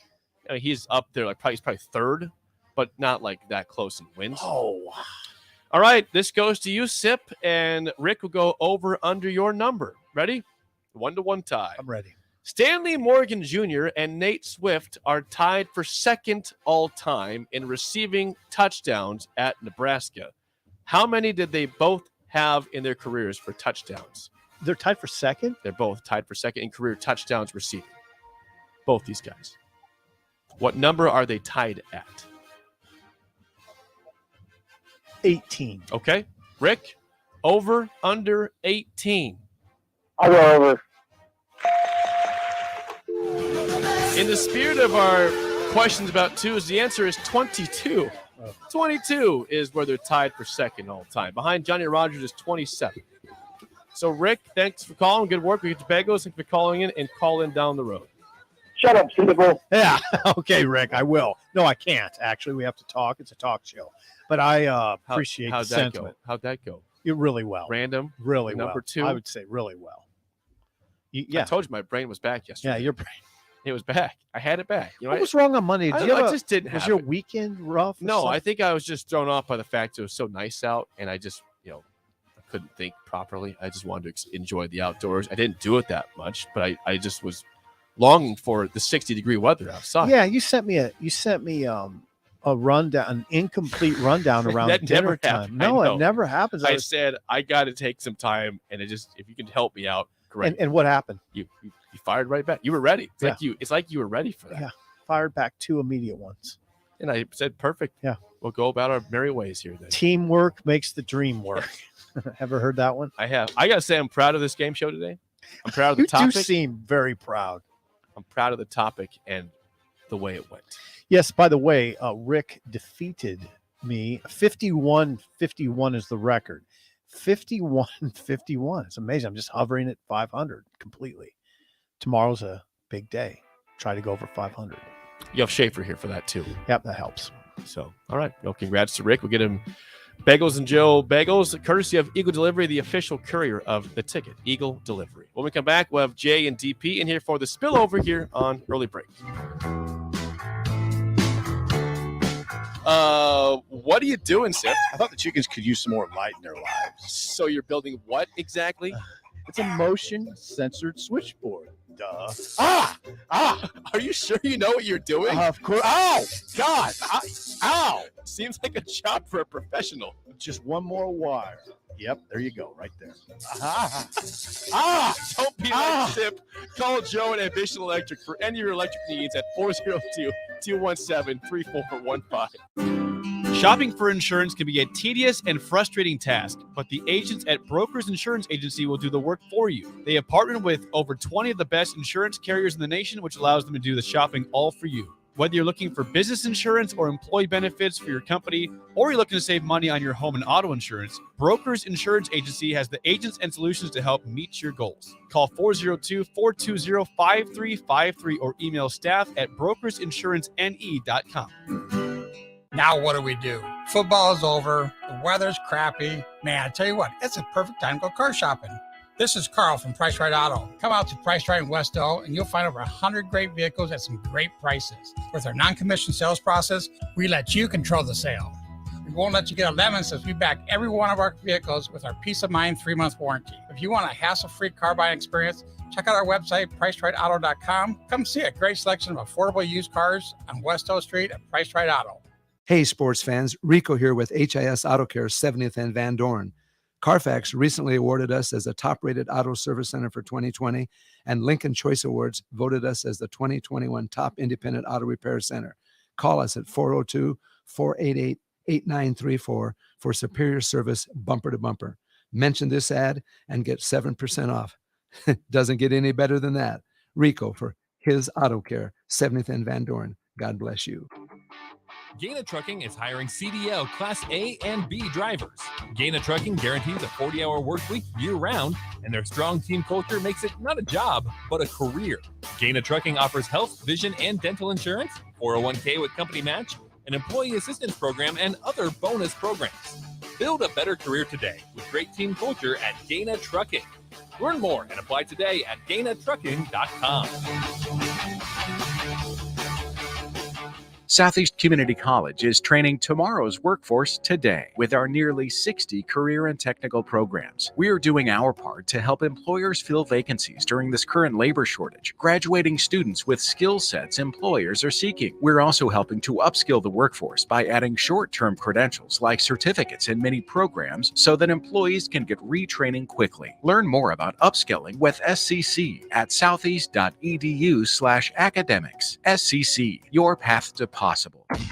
At Buffalo Wings and Rings, they've crafted a new league of superior chicken sandwiches. Meet the Ringers. It's premium, house-made, beer-battered, fried chicken served buffalo, Korean, or MVP style. Head to Buffalo Wings and Rings Lincoln and raise a glass to superior chicken. 2 locations at 68th and O and at 40th and Old Cheney. Buffalo Wings and Rings.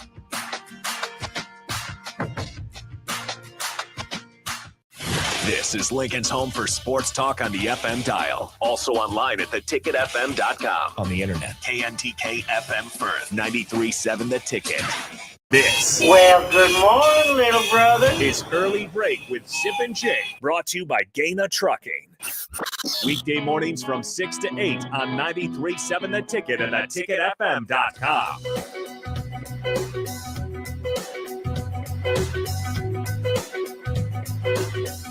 Well, if you have listened to this show over the last month or so, you know, the DP kind of gave us away the breaking news that happened this morning. You knew that.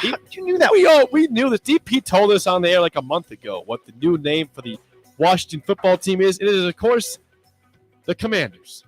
DP just dropped that like DP it is was nothing. our insider always. Can you tell us how long did you know it was Commanders for? Pretty much 20 minutes after they had the meeting where they made the decision. And when was the meeting? They had one 6 weeks ago where 6 weeks ago. they went through the checklist of what they wanted to do with it, and then it ultimately came down to what Daniel Snyder wanted to do. They said they went through all the marketing studies, but that's not true. No, they did exactly what they wanted to do, which is exactly why tomorrow there will be an investigation news dump on the Washington football team. About what? Yeah, they've been investigating. The operations were a mess. It was a train wreck, and the league and the team said they went through a thorough investigation. So imagine that your Washington football team will have notes of things that they shouldn't have done, and then they'll just go, well, we're not them anymore. We're now the Commanders. So tomorrow, all the warm and fuzzy, and there's only a little, there's not enough buzz behind it because the fan base doesn't like it. They don't like the Commanders. They don't like the name. No, they don't like the name. But tomorrow, you'll get all these reports of all the nonsense and chaos that was going on. So behind the scenes, was it worse than in Miami or not? With the Dolphins and Flores and Ross and everything. Look, this is a private club of 32 members who are very similar. Yeah, it's 31. Well, Sean is Jacksonville looks different. He is different. Yeah, So yeah. those 31 guys. Well, but he's in the club he's a trying. big- He is, as we say, he's ink in the milk. He's in the building. He's not in the room yet. Well, okay. Well, but I mean, feel ya. it's in that space. He can't override 31 other he people can't. who are deep in the foundation of how they do business and why they do business. So, you could be a new owner and get into the club, but doesn't mean You're everybody's. not at the table. You in the room, but you're not. There's you're not 32 seats and 31 butts are getting more, and there's one seat that's So not we filled. know like what this week is showing us is what still exists, and there'll be people who get like I was following the text line earlier today, and I'm just going to warn people: you come at me with racist nonsense today, I'm done. Like I'm not in that place. I don't see the text line. I'm not in that place. You know what? If Jake doesn't let me see it. No, he loves you. He loves you. Like I love Jay. I don't need to let see the Jay. I text don't let line. Jay see the text line because Jay would go off and tell people and set it on fire. Because I've done it for your best. Yeah, so it's for your good. so no, but just miss me with nonsense. Look, the foundational stuff that goes on and the systemic stuff that goes on, it isn't going to change without people putting light and exposure to Like it. Flores. Well, Flores has to say, look, I hear what you're saying you're going to do, but who you really are is what's going on behind the scenes. Right. And that character and integrity that we hope we operate from doesn't exist in that space, but only to each other. There's honor among thieves, and in that room, it's 31. Right. It's Hustlers, 31. hustlers and gangsters. Is it getting better? I don't care if it gets better. I want it better. Like getting Yeah, I better mean, does me do better. Is it better? It's not good enough. I doubt it is getting better. It's it's a lot of smoke screens, but here's the 100% truth. It's going to be hard for if we're 4 billionaires in here, right? We're owners. Okay. It doesn't matter what we look like. It just happens that the NFL owners, they all look the same and they all act the same in theory, right? Right. Some are better people than others. Let's be honest, right? And that's just the way life is, right? It's going to be hard for the NFL to make them do something because this is their business. It is. They own the team.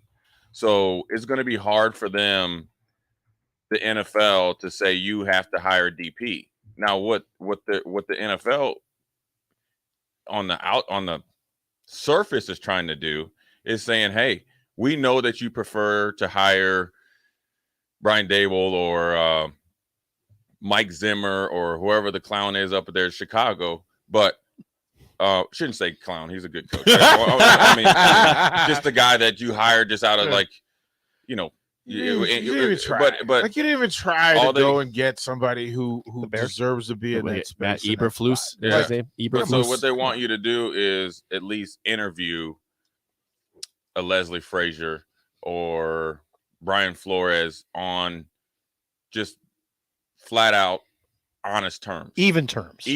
That's what Come you in. want. Even you might playing be field. surprised. Even You playing get what I'm saying? Yeah. And then here's why I say it might be worse, right? Because it's like they're billionaires, right? So they're they're less than the 1%. They're the 1% of the 1% of the 1%. Right. So they're going to find ways in the small print or find ways to curve the rule to actually disrespect the rule, and they're going to get to what they want even more. So if you tell a billionaire, you have to do this, he's like, oh no, I'm going to do this and then shoot you the bird. Some will, yeah.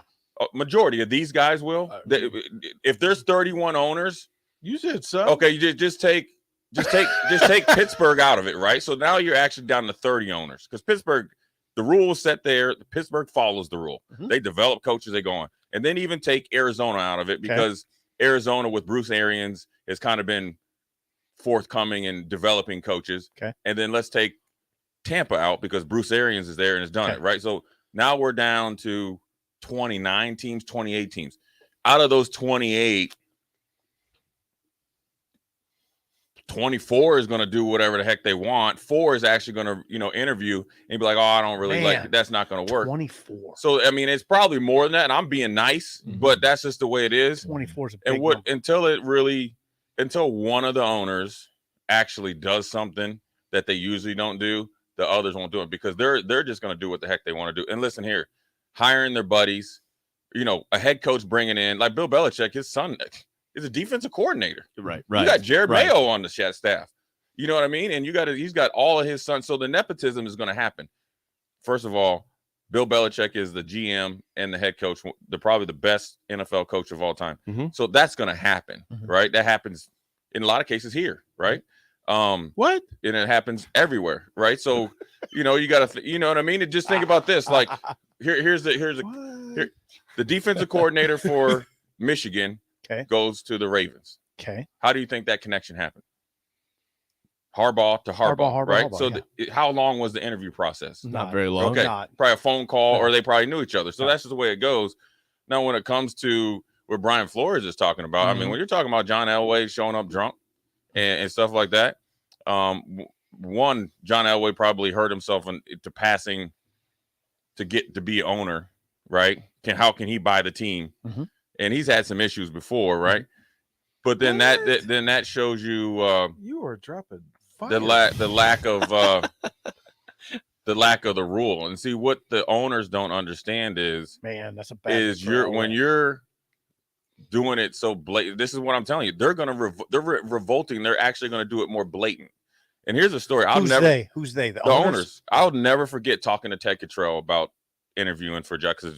When I came there, we were number 6 defense. Help us out with Ted Cottrell. Ted Cottrell, lifer, Buddy Ryan groomed him. He was down in Philly. Then he went to Arizona Cardinals. What was his position? He was a defense coordinator. Okay. Ted Cottrell. When I got to Buffalo. Okay. First year, we're number 6. Second year, we're number 1.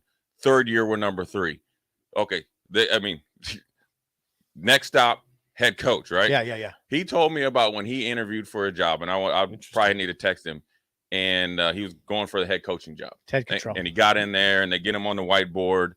And they already kind of did ask him about who he would probably try to get as a coaching staff, what he felt like as a structure. And he just talked about offense and defense, just put up his whole scheme. He said that it's not funny. Oh, it's hilarious. But Ted was like, he did it for, he said 3 or 4 hours, And if you knew Ted, he's a bigger dude, and he was kind of sweating. And he used to wear his big glasses. He had a big old gap. I called him the older Strahan because he had the gap, right? Yeah. He'd always say the Buffalo Thruway comes through here, and it always stops at the chicken place that we'd always eat. Yeah. And he was like, after 3 or 4 hours, he's like, I knocked it out. He was like, oh man, he said, oh, that was great. The owner and the GM, that was great. But you could probably be D coordinator for us. Like, leave Buffalo, where you're the number 1 defense, to come here with an upstart coach, wherever this was, to be D coordinator. You're not naming it. We're not naming an organization. Right. So that's back in the 90s, and this is before. We can go. That's a pretty bad look. So imagine being in DC when Carolina gets the expansion team. So DC is running at a pretty high level when this thing happens. Mid-90s. But I get called and say, hey, there's a new opportunity down here. Do you want to come and do a TV show here in Charlotte? So you go down. Now, it's an expansion, so you've got to deal directly with the powers that be. right? And there's a thing that has to happen where it's the kissing of the owner ring in order to get that kind of access. So Jerry Richardson, you meet with him. We meet at South End Brewery right there on South Boulevard, and the conversation gets so intense about what my intentions are and what he expects for me to be able to use the Carolina Panther name and shield and logo and et cetera, and have full access to everything, right? You can go and film study. DP, we're going to let you in the door. But here are the rules, and the rules are crazy. So you set all those rules and you sign off. Like, I'm going to do all these things. And then as soon as you do that, you're in the inner circle. And then here's where it gets really cool, really stinking weird. They had a bar, and then they had a little trolley that they would host private events. The Panthers. Private events. And at these private events, you would go through and you saw everybody at their most 100% authentic self. And the amazement of just sitting there listening to conversations as though they don't care who's in the room. This is who we are. And I thought, okay, that's really weird, but I'm going to deal with this. I left Charlotte in 99, went back to DC. Now you're in the Snyder Circle, right? You're in the. How long were you in Charlotte? I was in Charlotte from 94 to 99. So you were in that world. Well, I mean, I 6 years. hosted Carolina Blitz. Yeah, he showed me the video. Ran the NFL charity. It was Panthers Charity of the Year for 3 years in a row. Like, this was deep in. But then you go back to DC and Snyder's End, and the private charters that go on, like they would fly you to the Bahamas to do the camera shoot for the what? For the Redskinettes. Yeah. As they were called, right? And the weird thing was that there was a whole bunch of people who had nothing to do with the shoot other than they were check writers. Check writers. That you put in a space with people. Now, I know the rules of the organization. Here's all the stuff you're not going to do. Except they're doing all of them out loud and in the open because they don't care.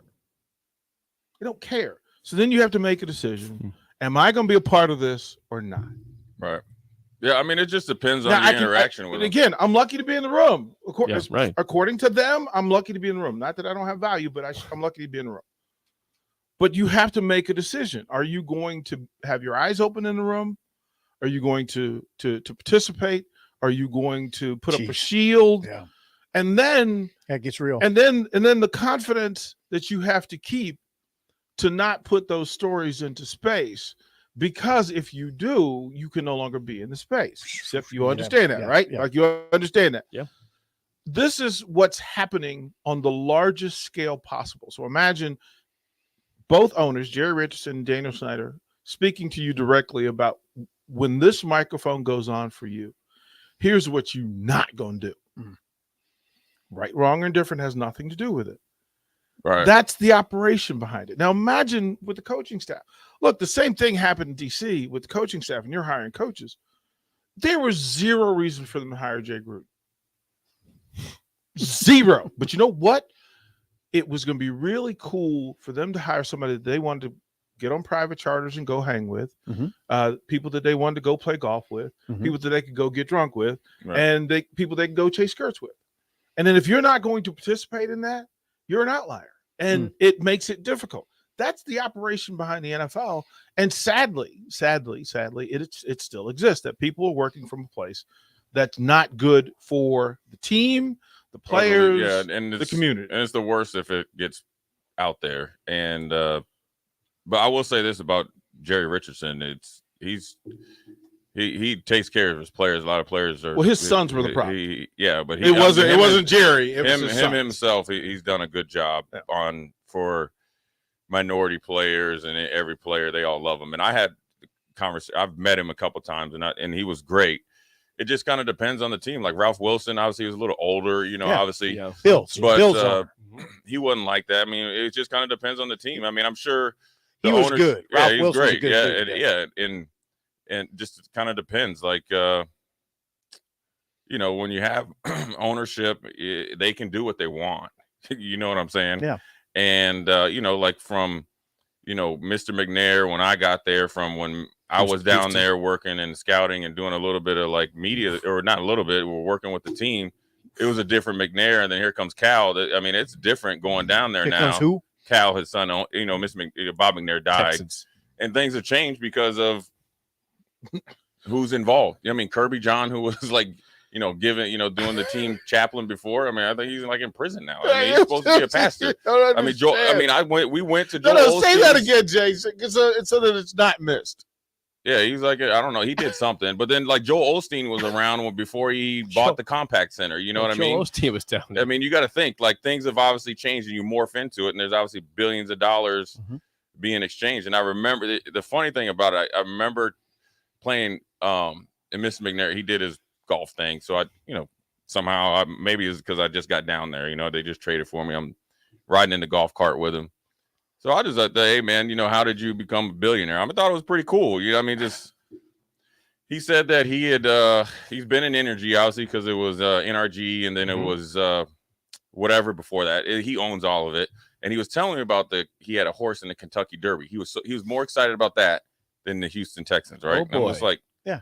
So what people need to understand is that's like not messed- that's a lot right. of times when these own the team, this isn't their main source of income. Right. Now, Mike Brown, this is how he pays his bills. That's why he's extra cheap and has been cheap. And they never had breakfast and scouting and stuff like that. Notoriously for years, the coaches would have to be the scouts, That's right? Cincinnati. Yep, Bengals. Notoriously. He told me how he ended up becoming a billionaire. He said he had, according to him, lost all his money. So he went around to 12 of his friends. 12 of his friends. Just to mind you, 12. You got 12 people on your phone. And it's like, hey, can I borrow $1 million to start this energy company, right? Wow. Well, then it hits, and then next thing you know, he's a billionaire. So where these guys are operating at, it's not like they're walking into Hy-Vee and saying and talking to the person that's doing the carts or the person that's checking them out. Somebody's probably getting their food, and they have butlers and stuff like that, which they actually have. So their whole concept of reality is different. Oh, he didn't know how much a gallon of milk was. Right, so Like it's a lot different, mentality, but that doesn't mean it's right. And that doesn't mean necessarily it's going to change either.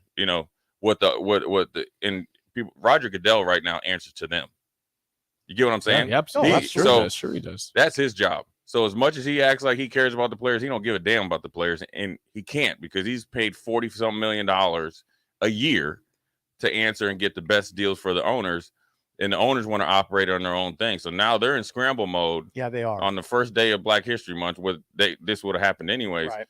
And they've been trying to do all this stuff, and they've been a cover up of stuff this has been going on for a while. I mean, a long time. Yeah, this is going to be a Not challenge. new. I mean, just think of think of all these clowns that get jobs. Jim Caldwell is not even on anybody's list. You get what I'm saying? Yeah. Right? He was successful at Indy, successful at Detroit. He made the playoffs twice with the Lions. Right. And you think about go all the way back to when where is he? I was nowhere. He's at home. Is he at home? Right. Just think about you remember when Green Bay hired Ray Rhodes? Yeah. He went to the playoffs, and then the next year he went 9-7. They kicked dude, you got to Gone. go. Right. Then you bring in all these. So it's just what they're saying is Brian Flores is saying the leash for, in this case, African American coaches or just minority coaches is significantly shorter than say, what's the dude that was the Jets coach? I'm looking at Todd Bowles. Todd Or Bowles. not? The dude that was the Jets coach. The rich. No. He was a Belichick guy. He's the one that narked on Belichick. Then he went to Cleveland. Like he was horrible at the Jets. Rich Kotite? Eric Mangini. Eric Mangini. Oh, Eric Mangini. Was horrible at the Jets. Say he got fired on a Sunday, right? Tuesday he was hired in Cleveland. Yeah, that's true. He got hired right away. Like, that literally, was weird. You're hiring a guy that was a failure at probably a better franchise, right? You're in New York, right? Jets are probably more high profile than Cleveland at that point in time. So how many interviews could you have with anybody? Take minorities out of it in 48 hours, and you hired this clown, and then you were still. What year was that? I don't know. I'm just saying. Is that pre-Rooney rule? Right. And then, you hear the stuff about Eric Bieniemy and stuff like that. I mean, you got the dude down in Arizona that had literally a cup of coffee with Sean McVay and became a head coach. And here's a guy that, quote unquote, doesn't call plays for the best offense in the league. Can't even get a really interview. Now, granted, success of the team potentially hurts him, But if you go all the way back, you know, they call him Chili up in Minneapolis. Brad Childress was in the same situation in Philly. He was, quote unquote, the offensive coordinator, didn't call a play, but he was associated with Andy Reid. So there's always just a different playing field. Childress landed right in a head coaching job. Right. Yeah. So you just more than one, right? Or But just you one? can't like, I don't, you know, yeah, it's jacked up, but that's the way of life. It's kind of like you got to find a way to operate within it. And I don't know how you're going to get billionaires to make decisions that they don't have to do. Who do they have to answer to, really, to be honest with you? They're the owners of the team. Yeah, they answer themselves. I mean, heck, to It be may honest, take some consultation. But I mean, in Houston, they fired the J.J. Watts like personal marketing lady because she wasn't voting for the right person that the owner wanted her to. To a certain extent, don't they have to answer to the fan base? Do you really think people are going to stop watching football? TP's face. I mean, see come on. See the head tilt. Shareholders, Did you see TP? the head tilt over there? Shareholders. They don't.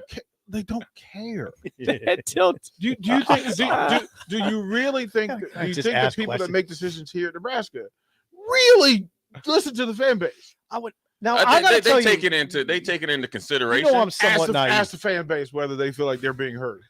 They have ask a them. survey now. Ask them. They have a Yeah, ask survey them now. finally. Ask them now. I think they take. I I would think do- they take them into consideration. They hear them, but they ain't listening. Like in the NFL, and the NFL is different though because you get so much money off of TV, and it's revenue sharing, and they make so much. So you know they kind of cover their whole like nut per se in the preseason because you're not paying the players salaries, but people are still going, and you're still getting beer and hot dog sales and all you that. could ask even Washington. You ask them what they want the name of this team to be. Commanders is not on the list. What is on the list? In a season ticket holding fan base survey, 3% okayed Commander. 3%. 3%. But here's what the owners and if the fans will tell you what they want, they're just not listening. right. But They're here's just what the not listening. owners will do: they'll listen and hear you, and they know that you might be mad, right? But how long are you really going to be mad if you love football? Your butt's going to be back in a You'll be season or watching. two. You'll be there. Well, Right, see, and then as soon as I'm rooting for the team because I'm rooting for the community. as soon as Like it there's a wins. difference in that. Whatever they call this team, I'm going to root for that team because it represents my hometown, my community. I know that my community is just like Nebraska. I know that it's better to live and work here when the program's doing well. So with Washington, whatever they're called, I'll root for them because I understand what that means for the people in that community. Like Yeah, I just- understand it. And I'm not childish that I can't accept calling people what they want to be called. Like if you tell me to call you Steven, I'm gonna call you Steven. That's that's what you Right, want. yeah. Right. I'm not going like I'm not one of those people that I'm gonna call them what they were. No, On I'm purpose, an right? adult. I'm You an got a lot adult. of- you got- I I mean- understand that, hey, Steven Simple wants to be called Steven Simple. Okay. That's what I'm gonna call you. Yeah, I mean at the end of the day, is what. Hey, look, and it could be like, you know, they could change it back in a couple of years. I mean, they were the Bobcats Back to down in football Charlotte. team. Now they're the Hornets. I mean, Yeah. who Well, knows? think of That's think true. of a That's think true. of a They don't fan base have with the- that legacy and how much money they're going to make today selling Commanders. New Because at the new end of the day, merchandise. How much like Merchandise. they're going to still buy stuff. just if they just think about it. If Nebraska changed the logo or the colors today, how much money would they generate Tons. from people who all over the state and all over the world who are going to rebuy whatever they have in the new logo?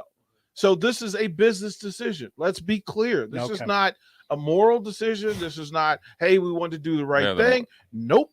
This is about a fan base that has supported them even when they were trash because of how good they were decades glory ago. days. Right. And then they will spend every available dollar on whatever it is you put out. And I'm just telling you, from helmets to gear to jerseys, all of that stuff, every jersey of every player that's ever existed will be repackaged and rebranded under Commanders, and it will sell like Crazy. hotcakes. So Right. Daniel Snyder's going to go, oh, I hear you because my bank account is really loud.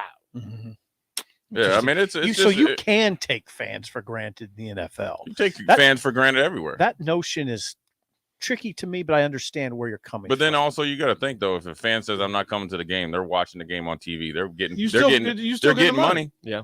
So at the end of the day, you're like, okay, you can be how mad can you be because I'm still getting paid off. You supporting the sponsors. You Right. going to you eating Runza. You Right. going to Right. So- Valentino's. No, I like hear you. okay, Yeah. like you. Hey, I'm In giving the up my NFL, ticket. the No, stands you're not. You're still supporting the The franchise. stands don't matter. have to be filled. They do. They do not. They do not. In the NBA, they don't have to be Right. filled.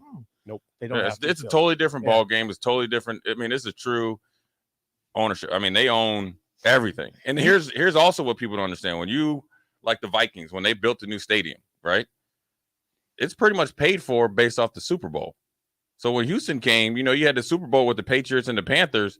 Okay, so now I'm playing with house money. They talk about the good old boy system. We're gonna take care of you, right? Where's the Super Bowl this year? LA. So New far. stadium, Yeah. right? We'll So take na- care of that. Right. They'll start. We'll take I mean, care of I your stadium. remember getting ready for a game, and they'd be like, "Oh, we got to change up practice because there's a country concert on Wednesday and Thursday night, so they got to come in and set up. Well, we play Sunday. Well, then they drag out whatever they had in. Here comes the field on the pallets. Oh, we got to make sure as soon as this game's over, this out because next thing you know they got something else. So this ain't just football. Like I'm saying, they're generating money. However they can. however they can. Yeah. Yep. Interesting. It is very interesting. Old School is up next for Steve Sipple. I am Jake Sorensen. See you. Listening to this Allstate commercial about savings?